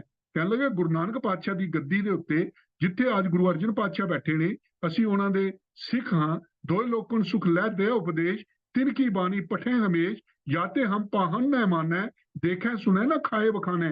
ਕਹਿਣ ਲੱਗੇ ਉਹਨਾਂ ਦੀ ਬਾਣੀ ਨੂੰ ਅਸੀਂ ਪੜ੍ਹਦੇ ਹਾਂ, ਤੇ ਫਿਰ ਅਸੀਂ ਜੋ ਹੈ ਹਰ ਵੇਲੇ ਉਹਨਾਂ ਦੀ ਬਾਣੀ ਨੂੰ ਪੜ੍ਹ ਕੇ ਤੇ ਫਿਰ ਕਿਸੇ ਪੱਥਰ ਵਗੈਰਾ ਨੂੰ ਨਹੀਂ ਮੰਨਦੇ, ਤੇ ਅਸੀਂ ਸਿਰਫ ਉਹਨਾਂ ਦੀ ਬਾਣੀ ਦੇ ਨਾਲ ਹੀ ਪ੍ਰਸੰਨ ਰਹਿੰਦੇ ਹਾਂ। ਕਿ ਆ ਪ੍ਰਸੰਨ ਹੋਏ ਤਿਸ ਨੇ ਦੇਣਾ, ਤਾਂ ਕਿ ਸੇਵ ਕਰੇ ਕਿਆ ਲੈਣਾ। ਕਹਿਣ ਲੱਗੇ ਤੁਸੀਂ ਕਹਿੰਦੇ ਹੋ ਪੱਥਰ ਦੀ ਪੂਜਾ ਕਰੋ, ਉਸ ਨੂੰ ਦੇਖੋ ਅਸੀਂ ਉਹ ਨਾ ਦੇਖ ਸਕਦਾ, ਨਾ ਸੁਣ ਸਕਦਾ, ਨਾ ਬੋਲ ਸਕਦਾ, ਤੇ ਫਿਰ ਉਸ ਨੂੰ ਅਸੀਂ ਪ੍ਰਸੰਨ ਕਰਕੇ ਉਸਨੇ ਸਾਨੂੰ ਦੇਣਾ ਕੀ ਹੈ, ਉਸ ਦੀ ਸੇਵਾ ਕਰਕੇ ਸਾਨੂੰ ਲੱਭੇਗਾ ਕਿ ਜੋ ਸਭ ਜੀਵਨ ਕੋ ਹੈ ਜੀਵਾ, ਜਿਸ ਅਲੰਬ ਚੇਤਨਤਾ ਥੀਵਾ, ਸਗਰੇ ਜਗ ਕੋ ਜੋ ਨਿਜ ਦਾਤਾ, ਸੋ ਤੁਮਨੇ ਪਾਹਨ ਕਰ ਜਾਤਾ। ਕਹਿਣ ਲੱਗੇ ਕਮਾਲ ਹੈ, ਜਿਹੜੇ ਸਾਰਿਆਂ ਜੀਵਾਂ ਨੂੰ ਜੀਵਨ ਦੇਣ ਵਾਲਾ ਹੈ, ਜਿਹੜਾ ਹਰ ਚੇਤਨਤਾ ਚੀਜ਼ ਦੇ ਵਿੱਚ ਉਹ ਬਸਿਆ ਹੋਇਆ ਹੈ, ਤੇ ਸਾਰੇ ਜਗਤ ਦਾ ਜਿਹੜਾ ਦਾਤਾ ਹੈ, ਤੁਸੀਂ ਉਸ ਨੂੰ ਪੱਥਰ ਕਰਕੇ ਮੰਨਦੇ ਹੋ। ਜਿਮ ਅਵਣੀ ਸਭ ਕੋ ਸੁਲਤਾਨ, ਤਿਸ ਕੋ ਮੂੜ ਕਰੇ ਸਨਮਾਨ, ਕਾਸ ਦਸਾਏ ਬਸਾਵਨ ਕੀਆ, ਆਵੋ ਇਆਂ ਬੈਠੀਏ ਮੀਆ, ਤਿਨ ਤੁਮਰੋ ਮਤ ਕਰੇ ਵਿਚਾਰਨ, ਪ੍ਰਭ ਕੋ ਪਾਹਨ ਕਰੋ ਉਚਾਰਨ। ਤੇ ਫਿਰ ਅੰਤ ਦੇ ਵਿੱਚ ਜਾ ਕੇ ਜੋ ਭਗਤ ਜੀ ਭਾਈ ਸਾਹਿਬ ਜੀ ਨੇ ਜੋ ਗੱਲਾਂ ਉਹਨਾਂ ਨੂੰ ਕਹੀਆਂ, ਤੇ ਫਿਰ ਅੰਤ ਦੇ ਵਿੱਚ ਜਾ ਕੇ ਬੜੀ ਕਮਾਲ ਦੀ ਗੱਲ ਉਹਨਾਂ ਨੂੰ ਕਹਿੰਦੇ ਨੇ, ਭਾਈ ਇੱਕ ਗੱਲ ਚੇਤੇ ਰੱਖਿਓ ਕਿ ਮੈਂ ਤੁਹਾਡੇ ਜੋ ਜਿਸ ਤਰੀਕੇ ਦੀ ਪੂਜਾ ਤੁਸੀਂ ਕਹਿ ਰਹੇ ਹੋ, ਜਿਸ ਵਰਤ ਕਰਮ ਕਾਂਡਾਂ ਦੀ ਤੁਸੀਂ ਗੱਲ ਕਰ ਰਹੇ ਹੋ, ਅਸੀਂ ਉਸ ਨੂੰ ਛੱਡ ਚੁੱਕੇ ਹਾਂ, ਅਸੀਂ ਉਸ ਤੋਂ ਬਹੁਤ ਦੂਰ ਜਾ ਚੁੱਕੇ ਹਾਂ। ਤੇ ਕਹਿਣ ਲੱਗੇ ਇੱਕ ਗੱਲ ਚੇਤੇ ਰੱਖਿਓ, ਜਾਗਤ ਪੁਰਖ ਸੋ ਗੁਰੂ ਹਮਾਰਾ, ਸਦਾ ਸਹਾਇਕ ਤਾਏ ਵਿਚਾਰੋ। ਸਜਾਗਤ ਪੁਰਖ ਸੋ ਗੁਰੂ ਹਮਾਰੋ, ਸਦਾ ਸਹਾਇਕ ਤਾਏ ਵਿਚਾਰੋ। ਕਿ ਤੁਸੀਂ ਜੋ ਮਰਜ਼ੀ ਕਹਿੰਦੇ ਫਿਰੋ, ਸਾਡਾ ਗੁਰੂ ਜੋ ਹੈ ਉਹ ਤਾਂ ਜਾਗਤ ਪੁਰਖ ਹੈ, ਅਸੀਂ ਤਾਂ ਉਸ ਅਕਾਲ ਪੁਰਖ ਪ੍ਰਮਾਤਮਾ ਦੇ ਪੁਜਾਰੀ ਹਾਂ। ਅਸੀਂ ਆਪਣੇ ਗੁਰੂ ਦੇ ਜੋ ਦੱਸੇ ਹੋਏ ਸਿਧਾਂਤ ਅਨੁਸਾਰ ਜੀਵਨ ਜਿਉਂਦੇ ਹਾਂ, ਤੇ ਇਹ ਸਦਾ ਸਹਾਇਕ ਹੈ। ਅਸੀਂ ਉਸੇ ਦੀ ਹੀ ਵਿਚਾਰ ਕਰਦੇ ਹਾਂ, ਉਹਦੇ ਨਾਲ ਹੀ ਜੁੜ ਕੇ ਆਪਣਾ ਜੀਵਨ ਜੋ ਹੈ ਉਸ ਨੂੰ ਲਾਹੇ ਵਿੱਚ ਲਾ ਰਹੇ ਹਾਂ। ਸਾਡੇ ਉੱਤੇ ਕਿਸੇ ਹੋਰ ਅਣਮਤ ਦਾ, ਕਿਸੇ ਹੋਰ ਚੀਜ਼ ਦਾ ਅਸਰ ਨਹੀਂ ਹੋ ਸਕਦਾ। ਇਹ ਭਾਈ ਕਲਿਆਣਾ ਜੀ ਦਾ ਜੋ ਜਵਾਬ ਸੀ ਉਸ ਸਮੇਂ ਦੇ ਉਸ ਹਾਕਮ ਨੂੰ, ਜਿਸ ਦੇ ਵੱਡੇ ਹੋਣ ਦੀ, ਉਹਦੇ ਹਾਕਮ ਹੋਣ ਦੀ ਉਹਨਾਂ ਨੇ ਕੋਈ ਪਰਵਾਹ ਨਹੀਂ ਕੀਤੀ। ਕਿਸੇ ਕਿਸਮ ਦਾ ਗੁਰਮਤ ਦੇ ਸਿਧਾਂਤ ਦੇ ਨਾਲ ਜੋ ਸੀ ਉਹ ਕੋਈ ਕਿਸੇ ਕਿਸਮ ਦਾ ਕੰਪਰੋਮਾਈਜ਼ ਨਹੀਂ ਕੀਤਾ, ਤੇ ਠੋਕ ਵਜਾ ਕੇ ਜੋ ਗੁਰਮਤ ਦੀ ਗੱਲ ਸੀ ਉਹ ਕਰ ਦਿੱਤੀ। ਤੇ ਜੇ ਕਦੇ ਅਸੀਂ ਅੱਜ ਦੇ ਸਮੇਂ ਨੂੰ ਦੇਖੀਏ ਤਾਂ ਅੱਜ ਅਸੀਂ ਦੇਖ ਰਹੇ ਹਾਂ ਕਿ ਕਈ ਸਾਡੇ ਜੋ ਗੁਰੂ ਕੇ ਸਿੱਖ ਕਹਾਉਣ ਵਾਲੇ ਨੇ, ਉਹ ਇਹੋ ਜਿਹੀਆਂ ਮੌਕਿਆਂ ਦੇ ਉੱਤੇ ਖਾਮੋਸ਼ੀ ਵਟ ਲੈਂਦੇ ਨੇ ਜਾਂ ਦੂਜਿਆਂ ਦੇ ਨਾਲ ਹਾਮੀ ਭਰ ਲੈਂਦੇ ਨੇ। ਇਸੇ ਚੀਜ਼ ਦਾ ਸਿੱਟਾ ਅੱਜ ਸਾਡੇ ਸਾਹਮਣੇ ਹੈ। ਇਹ ਅਨਮਤ ਦੇ ਤਿਉਹਾਰਾਂ ਦੇ ਅਸਰ ਜੋ ਨੇ ਉਹ ਸਾਡਿਆਂ ਜੋ ਲੋਕਾਂ ਦੇ ਉੱਤੇ ਸਾਫ਼ ਦਿਸਣ ਨੂੰ ਲੱਭਦੇ ਨੇ, ਉਹ ਸਾਡੇ ਗੁਰੂ ਘਰਾਂ ਦੇ ਅੰਦਰ, ਧਾਰਮਿਕ ਸਥਾਨਾਂ ਦੇ ਅੰਦਰ ਲੱਭਦੇ ਨੇ। ਇਹ ਕੱਲ 2 ਦਿਨ ਪਹਿਲਾਂ ਜੋ ਹੋਲੀ ਦਾ ਤਿਉਹਾਰ ਲੰਘਿਆ, ਉਹਦੇ ਵਿੱਚ ਦੇਖਿਆ ਜਾਂਦਾ ਹੈ ਕਿ ਬਹੁਤ ਸਾਰੇ ਸਿੱਖ ਬੱਚੇ ਜੋ ਨੇ, ਸਿੱਖ ਨੌਜਵਾਨ ਜੋ ਨੇ, ਸਿੱਖ ਬਜ਼ੁਰਗ ਲੋਕੀ ਜੋ ਨੇ, ਉਹ ਕਿਉਂਕਿ ਉਹਨਾਂ ਨੂੰ ਗੁਰਮਤ ਦਾ ਗਿਆਨ ਨਹੀਂ, ਤੇ ਉਹ ਉਹਨਾਂ ਦੀ ਚਾਲ ਦੇ ਅੰਦਰ ਉਹਨਾਂ ਦੇ ਨਾਲ ਉਹਨਾਂ ਦੇ ਸਾਥੀ ਬਣ ਕੇ ਰੰਗ ਮੂੰਹ ਜੋ ਹੈ, ਰੰਗ ਮੂੰਹ ਸਿਰ ਦੇ ਵਿੱਚ ਪਾ ਕੇ ਉਹ ਫਿਰਦੇ, ਨੱਚਦੇ, ਕੁੱਦਦੇ ਜਾ ਰਹੇ ਹਨ। ਤੇ ਦੂਜਾ ਪੱਖ ਇਹ ਵੀ ਹੁੰਦਾ ਹੈ ਕਿ ਕਈ ਰਾਜਨੀਤਿਕ ਤੌਰ ਦੇ ਉੱਤੇ ਆਪਣਾ ਰਾਜਨੀਤਿਕ ਲਾਹਾ ਲੈਣ ਵਾਸਤੇ ਇਹੋ ਜਿਹੇ ਕੰਮਾਂ ਦੇ ਵਿੱਚ ਸ਼ਾਮਲ ਹੋ ਜਾਂਦੇ ਨੇ। ਤੇ ਫਿਰ ਉਹਦੇ ਨਾਲ ਹੁੰਦਾ ਕੀ ਹੈ ਕਿ ਅੱਗੇ ਜੋ ਦੇਖਣ ਵਾਲੇ ਨੇ, ਬਾਕੀ ਜੋ ਜਨਰੇਸ਼ਨ ਹੈ, ਬਾਕੀ ਜੋ ਬੱਚੇ ਨੇ, ਉਹ ਸੋਚਦੇ ਨੇ ਜੇ ਕਿਤੇ ਵੱਡਾ ਇਹ ਕਰ ਸਕਦਾ ਹੈ ਤੇ ਸਾਨੂੰ ਇਸ ਗੱਲ ਦੇ ਵਿੱਚ ਕੋਈ ਮਨਾਹੀ ਨਹੀਂ, ਕੋਈ ਗੱਲ ਮਾੜੀ ਨਹੀਂ ਹੈ, ਤਾਂ ਹੀ ਵੱਡਾ ਕਰ ਰਿਹਾ ਹੈ। ਇਸ ਕਰਕੇ ਆਓ ਅਸੀਂ ਕੋਸ਼ਿਸ਼ ਕਰੀਏ ਭਾਈ ਕਲਿਆਣਾ ਜੀ ਦੇ ਜੀਵਨ ਤੋਂ ਇਹ ਸਾਨੂੰ ਸੇਧ ਲੈਣੀ ਚਾਹੀਦੀ ਹੈ ਕਿ ਜਿਵੇਂ ਉਹਨਾਂ ਨੇ ਬੜੀ ਦ੍ਰਿੜਤਾ ਦੇ ਨਾਲ ਆਪਣਾ ਜੋ ਸਿਦਕ ਸੀ ਉਸ ਨੂੰ ਪੂਰਾ ਨਿਭਾਇਆ, ਉਹ ਸਿਦਕੀ ਸਿੱਖ ਸਨ। ਉਹਨਾਂ ਨੇ ਇਹ ਗੱਲ ਦੇਖ ਲਈ, ਸਾਡੀ ਤਰ੍ਹਾਂ ਇਹ ਨਹੀਂ ਸਮਝਿਆ ਕਿ ਨਹੀਂ ਭਈ ਇਸ ਵੇਲੇ ਕਿਹੜਾ ਗੁਰੂ ਸਾਨੂੰ ਦੇਖ ਰਿਹਾ ਹੈ, ਸਮੇਂ ਦੇ ਹਾਕਮ ਦਾ ਹੁਕਮ ਹੈ, ਅਸੀਂ ਵੀ ਚਲੋ ਕੋਈ ਗੱਲ ਨਹੀਂ ਵਰਤ ਰੱਖ ਲੈਂਦੇ ਹਾਂ ਜਾਂ ਅੱਜ ਲੰਗਰ ਨਹੀਂ ਪਕਾਉਂਦੇ ਹਾਂ। ਕੇਵਲ ਉਹਨਾਂ ਨੇ ਲੰਗਰ ਹੀ ਨਹੀਂ ਪਕਾਇਆ, ਸਗੋਂ ਲੰਗਰ ਪਕਾ ਕੇ ਆਪ ਛਕਿਆ, ਨਾਲ ਦੇ ਸਿੱਖਾਂ ਨੂੰ ਛਕਾਇਆ, ਆਉਣ ਜਾਣ ਵਾਲਿਆਂ ਨੂੰ ਛਕਣ ਦੇ ਲਈ ਕਿਹਾ। ਤੇ ਜੇਕਰ ਕਿਸੇ ਨੇ ਅੱਗੋਂ ਗੱਲ ਵਰਤ ਵੀ ਕੀਤੀ ਤਾਂ ਉਹਨੂੰ ਜੋ ਗੁਰਮਤ ਦਾ ਸਿਧਾਂਤ ਸੀ ਉਹ ਸਮਝਾ ਦਿੱਤਾ। ਗੱਲ ਸ਼ਿਕਾਇਤ ਸੀ ਉਹ ਬਾਦਸ਼ਾਹ ਦੇ ਕੋਲ, ਰਾਜੇ ਦੇ ਕੋਲ ਤਾਂ ਪਹੁੰਚ ਗਈ। ਰਾਜੇ ਦੇ ਬੁਲਾਉਣ ਦੇ ਉੱਤੇ ਵੀ ਜਾ ਕੇ ਦ੍ਰਿੜਤਾ ਦੇ ਨਾਲ ਉਸ ਆਪਣੇ ਸਿਧਾਂਤ ਦੇ ਉੱਤੇ ਪਹਿਰਾ ਦਿੰਦੇ ਹੋਏ ਉਸ ਰਾਜੇ ਨੂੰ ਸਮਝਾਉਣ ਦਾ ਯਤਨ ਕੀਤਾ। ਤੇ ਜਦੋਂ ਉਸ ਰਾਜੇ ਨੂੰ ਸੱਚ ਦੀ ਗੱਲ ਸਮਝਾਈ ਤਾਂ ਰਾਜਾ ਇਹ ਗੱਲ ਮੰਨ ਗਿਆ ਕਿ ਗਿਆਨ ਪੱਖੋਂ ਤੁਸੀਂ ਜੋ ਕਹਿ ਰਹੇ ਹੋ ਸੱਚ ਕਹਿ ਰਹੇ ਹੋ, ਤੇ ਤੁਹਾਡਾ ਗੁਰੂ ਪਾਤਸ਼ਾਹ ਜੋ ਨੇ ਉਹ ਮਹਾਨ ਨੇ, ਮੈਨੂੰ ਵੀ ਆਪਣੇ ਗੁਰੂ ਦੇ ਕੋਲ ਲੈ ਕੇ ਚਲੋ। ਉਸਨੇ ਆ ਕੇ ਗੁਰੂ ਪਾਤਸ਼ਾਹ ਦੇ ਕੋਲ ਪਹੁੰਚ ਕੇ ਗੁਰੂ ਪਾਤਸ਼ਾਹ ਦੇ ਦਰਸ਼ਨ ਕੀਤੇ। ਤੇ ਇਹ ਵੀ ਦੱਸਿਆ ਜਾਂਦਾ ਹੈ ਕਿ ਗੁਰੂ ਪਾਤਸ਼ਾਹ ਤੋਂ ਸਿੱਖੀ ਜੋ ਸੀ ਪ੍ਰਾਪਤ ਕੀਤੀ। ਸੋ ਗੁਰੂ ਪਿਆਰ ਵਾਲਿਓ, ਇੱਥੋਂ ਸਾਨੂੰ ਇਹ ਸਬਕ ਮਿਲਦਾ ਹੈ ਕਿ ਅਸੀਂ ਕੋਸ਼ਿਸ਼ ਕਰੀਏ ਗੁਰੂ ਨਾਨਕ ਪਾਤਸ਼ਾਹ ਦੇ ਜੋ ਸਿਧਾਂਤ ਨੇ, ਜੋ ਅਸੂਲ ਨੇ, ਉਹ ਇਤਨੇ ਉੱਚੇ ਤੇ ਸੁੱਚੇ ਨੇ, ਕਿਤੇ ਅਸੀਂ ਆਪਣੇ ਤੌਰ ਦੇ ਉੱਤੇ ਹੀਨ ਭਾਵਨਾ ਨਾ ਮਹਿਸੂਸ ਕਰੀਏ, ਆਪਣੇ ਤੌਰ ਦੇ ਉੱਤੇ ਡਰ ਨਾ ਜਾਇਆ ਕਰੀਏ, ਤੇ ਆਪਣੇ ਤੌਰ ਦੇ ਉੱਤੇ ਇਹ ਨਾ ਮਹਿਸੂਸ ਕਰੀਏ ਕਿ ਜੇਕਰ ਅਸੀਂ ਦ੍ਰਿੜਤਾ ਦੇ ਨਾਲ ਕਿਤੇ ਗੁਰੂ ਪਾਤਸ਼ਾਹ ਦੇ ਸਿਧਾਂਤਾਂ ਦੀ ਗੱਲ ਕਿਸੇ ਦੇ ਸਾਹਮਣੇ ਕੀਤੀ, ਕਿਸੇ ਦੇ ਨਾਲ ਕੀਤੀ, ਤੇ ਕਿਤੇ ਇਹ ਨਾ ਹੋਵੇ ਕਿ ਉਹ ਵਿਅਕਤੀ ਜੋ ਹੈ ਨਾਰਾਜ਼ ਹੋ ਜਾਵੇ। ਕਿਉਂਕਿ ਜਿਸ ਅਸੀਂ ਸਮਾਜ 'ਚ ਰਹਿ ਰਹੇ ਹਾਂ, ਕਈ ਵਾਰ ਇਹ ਡਰ ਹੁੰਦਾ ਹੈ ਕਿ ਸਮਾਜ ਸਾਡੇ ਅੱਗੇ ਪਿੱਛੇ ਦੂਜੇ ਧਰਮਾਂ ਦੇ ਲੋਕੀ ਨੇ, ਤੇ ਜੇਕਰ ਅਸੀਂ ਆਪਣੀ ਗੱਲ ਦ੍ਰਿੜਤਾ ਨਾਲ ਕਰਦੇ ਹਾਂ, ਉਹਨਾਂ ਦੇ ਕੰਮਾਂ ਦੇ ਵਿੱਚ ਉਹਨਾਂ ਦੇ ਵਿੱਚ ਸ਼ਾਮਲ ਨਹੀਂ ਹੁੰਦੇ, ਤੇ ਕਿਤੇ ਐਸਾ ਨਾ ਹੋਵੇ ਕਿ ਫਿਰ ਉਹਨਾਂ ਦੇ ਵਿੱਚ ਨਾ ਸ਼ਾਮਲ ਹੋ ਕੇ ਅਸੀਂ ਜੋ ਹੈ ਆਪਣੇ ਵਾਸਤੇ ਕਿਤੇ ਮਹਿਸੂਸ ਕਰਨਗੇ ਲੋਕੀ ਕਿ ਭਈ ਇਹ ਕਿਉਂ ਜਿਹਾ ਹੈ। ਜਦੋਂ ਅਸੀਂ ਸੱਚ ਦੀ ਗੱਲ ਕਰਾਂਗੇ, ਉਹ ਲੋਕੀ ਆਪਣੇ ਆਪ ਗੁਰਮਤ ਦੇ ਸਿਧਾਂਤਾਂ ਤੋਂ ਜਦੋਂ ਜਾਣੂ ਹੋਣਗੇ ਤਾਂ ਫਿਰ ਆਪਣੇ ਆਪ ਉਹ ਲੋਕੀ ਗੁਰਮਤ ਦੇ ਸਿਧਾਂਤਾਂ ਦੀਆਂ ਜੋ ਨੇ ਤਾਰੀਫਾਂ ਵੀ ਕਰਦੇ ਨੇ। ਅਸੀਂ ਆਪਣੇ ਇਲਾਕੇ ਦੇ ਅੰਦਰ ਬਹੁਤ ਪੱਖੀ ਇਸਲਾਮੀ ਇਲਾਕਾ ਹੈ, ਕਈ ਵਾਰ ਵੱਡੇ ਆਫਿਸਰਾਂ ਦੇ ਵਿੱਚ ਜਦੋਂ ਬੈਠਦੇ ਹਾਂ ਤੇ ਸਿੱਖੀ ਦੀਆਂ ਉਹਨਾਂ ਦੇ ਮੂੰਹ ਚੋਂ ਤਾਰੀਫਾਂ ਸੁਣਦੇ ਹਾਂ, ਜਦੋਂ ਕਿ ਸਾਰੇ ਆਫਿਸਰ ਹੀ ਉਹੀਓ ਬੈਠੇ ਹੁੰਦੇ ਨੇ। 90% ਆਫਿਸਰ ਜੋ ਹੁੰਦੇ ਨੇ ਉਹ ਮੁਸਲਿਮ ਹੁੰਦੇ ਨੇ, ਲੇਕਿਨ ਗੱਲ ਉਹ ਜਿਸਲੇ ਸਿੱਖੀ ਦੀ ਕਰਦੇ ਨੇ, ਸਿੱਖੀ ਦੀ ਤਾਰੀਫ ਕਰਦੇ ਨੇ। ਤੇ ਤਾਰੀਫ ਵੀ ਉਹ ਇਸ ਕਰਕੇ ਕਰਦੇ ਨੇ ਕਿਉਂਕਿ ਉਹ ਸਿਧਾਂਤ ਹੀ ਸਾਡਾ ਸੁਨਹਿਰੀ ਹੁੰਦਾ, ਉਹ ਸਿਧਾਂਤ ਹੀ ਸਾਡਾ ਜੋ ਹੈ ਉਹ ਬੜਾ ਮਹਾਨ ਹੁੰਦਾ ਹੈ, ਜਿਸ ਕਾਰਨ ਉਹ ਸਾਡੇ ਸਿਧਾਂਤਾਂ ਦੀ ਤਾਰੀਫ ਕਰਦੇ ਨੇ। ਇਸ ਕਰਕੇ ਨਹੀਂ ਕਿ ਸਾਡੇ ਨਾਲ ਉਹਨਾਂ ਨੂੰ ਕੋਈ ਪਿਆਰ ਹੁੰਦਾ ਹੈ, ਉਹ ਸਾਡੇ ਸਿਧਾਂਤਾਂ ਤੋਂ ਜਾਣੂ ਹੋ ਜਾਂਦੇ ਨੇ ਤੇ ਫਿਰ ਤਾਰੀਫ ਕਰਦੇ ਨੇ ਕਿ ਹਕੀਕਤ ਹੈ, ਸੱਚ ਹੈ। ਮੈਂ ਬੇਨਤੀ ਕਰਾਂਗਾ ਕਿ ਪਿੱਛੇ ਸਾਨੂੰ ਇੱਕ ਸਮਾਗਮ ਸੀ, ਐਡਮਿਨਿਸਟ੍ਰੇਸ਼ਨ ਦੇ ਕੋਲ ਜਾਣਾ ਪੈਂਦਾ ਹੈ ਕਈ ਵਾਰ, ਉਸ ਸਮਾਗਮ ਦੇ ਸੰਬੰਧ ਵਿੱਚ ਗਏ। ਜਦੋਂ ਅਸੀਂ ਜਾ ਕੇ ਬੈਠੇ ਉਹਨਾਂ ਦੇ ਕੋਲ, ਤਾਂ ਜਿਹੜਾ ਸਾਡਾ ਡਿਪਟੀ ਕਮਿਸ਼ਨਰ ਸੀ, ਬੜਾ ਨੌਜਵਾਨ ਸੀ, ਉਹਨੇ ਪਹਿਲੀ ਗੱਲ ਹੀ ਇੱਕ ਗੱਲ ਕਹੀ, ਕਹਿਣ ਲੱਗਾ ਮੈਂ ਸਿੱਖਾਂ ਦੇ ਫਲਸਫੇ ਤੋਂ ਬਹੁਤ ਪ੍ਰਭਾਵਿਤ ਹਾਂ। ਕਹਿਣ ਲੱਗਾ ਕਿ ਮੈਂ ਜਦੋਂ ਆਪ ਪੜ੍ਹਾਈ ਕਰਦਾ ਸਾਂ, ਮੈਂ ਗਾਏ ਬਗਾਏ ਗੁਰੂ ਘਰ ਜਿਹੜਾ ਵੀ ਮੇਰੇ ਨਜ਼ਦੀਕ ਹੁੰਦਾ ਸੀ ਉੱਥੇ ਮੈਂ ਜਾਂਦਾ ਸਾਂ, ਲੰਗਰ ਛਕਦਾ ਸਾਂ, ਉੱਥੇ ਬੈਠ ਕੇ ਮੈਂ ਕੀਰਤਨ ਸੁਣਦਾ ਸਾਂ, ਉਹਨੂੰ ਸਮਝਣ ਦਾ ਯਤਨ ਕਰਦਾ ਸਾਂ। ਤੇ ਕਹਿਣ ਲੱਗਾ ਇੱਕ ਗੱਲ ਮੈਂ ਤੁਹਾਨੂੰ ਦੱਸਾਂ, ਤੁਹਾਡਾ ਤਾਂ ਹਰ ਜੋ ਅਸੂਲ ਹੈ ਉਹ ਸੁਨਹਿਰੀ ਹੈ, ਸਿਧਾਂਤ ਸੁਨਹਿਰੀ ਹੈ, ਲੇਕਿਨ ਇੱਕ ਕਮਾਲ ਦੀ ਗੱਲ ਹੈ ਕਿ ਤੁਹਾਡੇ ਗੁਰਦੁਆਰਿਆਂ ਦੇ ਅੰਦਰ cleanliness is next to impossible. ਫਿਰ ਮੈਂ ਉਹਦਾ ਫਿਕਰਾ ਦੁਹਰਾ ਦਿਆਂ, ਉਹਦਾ ਸੈਂਟੈਂਸ, ਕਿ ਗੁਰਦੁਆਰਿਆਂ ਦੇ ਅੰਦਰ cleanliness is next to impossible. ਫਿਰ ਉਹਨੇ ਉਸ ਨੂੰ ਮੁੜ ਕੇ ਥੋੜਾ ਜਿਹਾ ਸਮਝਾਇਆ ਕਹਿਣ ਲੱਗਾ ਆਪਣੇ ਸਾਰੇ ਆਫੀਸਰਾਂ ਨੂੰ ਜਿੰਨੇ ਬੈਠੇ ਸਨ, ਕਹਿਣ ਲੱਗਾ ਮੈਂ ਇਹ ਗੱਲ ਕਰ ਰਿਹਾ ਕਿ ਜੋ ਸਫਾਈ ਗੁਰਦੁਆਰਿਆਂ ਦੇ ਅੰਦਰ ਹੈ, ਅਤੇ ਖਾਸ ਕਰਕੇ ਉਹ ਦਰਬਾਰ ਸਾਹਿਬ ਦੀ ਗੱਲ ਕਰ ਰਿਹਾ ਸੀ, ਕਹਿੰਦਾ ਹੈ ਉਹ ਨੈਕਸਟ ਟੂ ਇੰਪੋਸੀਬਲ ਹੈ। ਕਹਿੰਦਾ ਇੰਪੋਸੀਬਲ ਕਿੱਥੇ ਮਾਤ ਹੋ ਜਾਏਗੀ, ਕਹਿੰਦਾ ਨਹੀਂ ਸਵਾਲ ਹੀ ਨਹੀਂ ਪੈਦਾ ਹੁੰਦਾ, ਕਿਤੇ ਲੱਭ ਹੀ ਨਹੀਂ ਸਕਦਾ। ਕਹਿੰਦਾ ਮੈਂ ਜਾ ਕੇ ਕਈ ਵਾਰ ਦੇਖਦਾ ਕਿਤੇ ਤਿਨਕਾ ਮੈਨੂੰ ਲੱਭ ਜਾਏ ਘਾਹ ਦਾ, ਕਿਤੇ ਥੋੜੀ ਜਿਹੀ ਧੂੜ ਲੱਭ ਜਾਏ ਮੈਨੂੰ, ਕਹਿੰਦਾ ਮੈਨੂੰ ਨਹੀਂ ਦਿਸੀ ਕਿਤੇ। ਉਸਨੇ ਬੜੀ ਤਾਰੀਫ ਕੀਤੀ ਅਤੇ ਜਿਤਨੇ ਆਫੀਸਰ ਬੈਠੇ ਸਨ ਉਹਨਾਂ ਨੂੰ ਕਹਿਣ ਲੱਗਾ, ਜਿਸ ਸਮਾਗਮ ਦੀ ਗੱਲ ਸੀ ਕਿ ਮੈਂ ਤੁਹਾਡੀ ਸਾਰਿਆਂ ਦੀ ਡਿਊਟੀ ਲਗਾਉਂਦਾ ਕਿ ਤੁਸੀਂ ਆਪਸ ਦੇ ਵੀ ਡਿਊਟੀਆਂ ਵੰਡ ਲਓ। ਬੜਾ ਲੰਬਾ ਸਮਾਗਮ ਉੱਤੇ 40-42 ਦਿਨ ਚੱਲਦਾ, ਵੱਖ-ਵੱਖ ਬੱਚਿਆਂ ਦਾ, ਬੀਬੀਆਂ ਦਾ, ਸਿੱਖ ਮਿਸ਼ਨਰੀ ਕਾਲਜ ਦਾ, ਨੌਜਵਾਨਾਂ ਦਾ, ਫੈਡਰੇਸ਼ਨ ਦਾ, ਉਹ ਵੱਖ-ਵੱਖ ਪ੍ਰੋਗਰਾਮ ਹੁੰਦੇ ਨੇ। ਕਹਿਣ ਲੱਗਾ ਮੈਂ ਤੁਹਾਡੀ ਡਿਊਟੀ ਲਗਾਉਂਦਾ ਕਿ ਤੁਸੀਂ ਉਸ ਸਮਾਗਮ ਵਿੱਚ ਜ਼ਰੂਰ ਜਾਓ, ਤੁਹਾਨੂੰ ਬਹੁਤ ਕੁਝ ਸਿੱਖਣ ਨੂੰ ਲੱਭੇਗਾ। ਗੁਰੂ ਪਿਆਰ ਵਾਲੇ, ਮੇਰੀ ਬੇਨਤੀ ਇਸ ਕਰਕੇ ਹੈ ਕਿ ਅਸੀਂ ਜਿੱਥੇ ਵੀ ਬੈਠਦੇ ਹਾਂ ਉੱਥੇ ਲੋਕੀ ਸਾਡੀਆਂ ਤਾਰੀਫਾਂ ਕਰਦੇ ਨੇ, ਤੇ ਮੈਂ ਆਪਣੇ ਆਪ ਨੂੰ ਵਡਭਾਗੀ ਇਸ ਕਰਕੇ ਸਮਝਦਾ ਕਿ ਜਦੋਂ ਮੈਂ ਕਿਤੇ ਬੈਠਦਾ ਤੇ ਜਿਹੜੇ ਮੁਸਲਮਾਨ ਆਫੀਸਰ ਹੁੰਦੇ ਨੇ ਉਹ ਸਾਨੂੰ ਦੇਖਦੇ ਹੀ ਸਾਡੇ ਧਰਮ ਦੀਆਂ ਤਾਰੀਫਾਂ ਸ਼ੁਰੂ ਕਰ ਦਿੰਦੇ ਨੇ।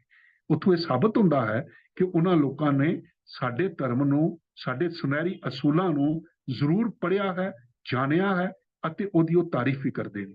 ਤੇ ਇਸ ਗੱਲ ਤੋਂ ਅਸੀਂ ਥੋੜਾ ਜਿਹਾ ਬਾਹਰ ਨਿਕਲਣ ਦੀ ਕੋਸ਼ਿਸ਼ ਕਰੀਏ ਕਿ ਜੇਕਰ ਅਸੀਂ ਕਿਤੇ ਆਪਣੇ ਸਿਧਾਂਤਾਂ ਨੂੰ ਛੁਪਾਉਣ ਦੀ ਕੋਸ਼ਿਸ਼ ਕਰੀਏ ਕਿ ਪਹਿਲੀ ਕੋਈ ਲੋਕੀ ਕੀ ਕਹਿਣਗੇ, ਜਾਂ ਦੂਜਿਆਂ ਦੇ ਨਾਲ ਉਹਨਾਂ ਦੇ ਜੋ ਪ੍ਰੋਗਰਾਮ ਨੇ ਉਹਨਾਂ ਦੇ ਵਿੱਚ ਹੀ, ਹਾਂ ਹਰ ਇੱਕ ਧਰਮ ਦਾ ਪ੍ਰੋਗਰਾਮ ਉਹਨਾਂ ਨੂੰ ਮੁਬਾਰਕ ਹੈ। ਅਸੀਂ ਉਹਨਾਂ ਦੇ ਧਾਰਮਿਕ ਪ੍ਰੋਗਰਾਮਾਂ ਨੂੰ ਜਿੱਥੇ ਤੱਕ ਸਮਾਜਿਕ ਸਾਡਾ ਹੱਕ ਬਣਦਾ ਕਿਸੇ ਨੂੰ ਮੁਬਾਰਕ ਦੇ ਦੇਣੀ, ਕਿਸੇ ਦੇ ਕੋਲ 2-4 ਮਿੰਟ ਖੜੋ ਜਾਣਾ, ਉਹ ਇੱਕ ਵੱਖਰੀ ਗੱਲ ਹੈ। ਲੇਕਿਨ ਆਪਣੇ ਸਿਧਾਂਤ ਨੂੰ ਹੀ ਛੱਡ ਕੇ ਮਨੁੱਖ ਉਹਨਾਂ ਦੇ ਸਿਧਾਂਤ ਨੂੰ ਹੀ ਅਪਣਾ ਲਵੇ, ਉਸੇ ਨੂੰ ਆਪਣਾ ਧਿਆੜਾ ਬਣਾਉਣਾ ਸ਼ੁਰੂ ਕਰ ਦੇਵੇ ਤੇ ਆਪਣਿਆਂ ਨੂੰ ਭੁੱਲ ਜਾਵੇ, ਉਹਦੇ ਵਿੱਚ ਜੋ ਹੈ ਉਹ ਫਿਰ ਭਾਈ ਕਲਿਆਣਾ ਜੀ ਵਾਲਾ ਸਿਦਕ ਜੋ ਹੈ ਉਹ ਨਹੀਂ ਦਿਸਦਾ।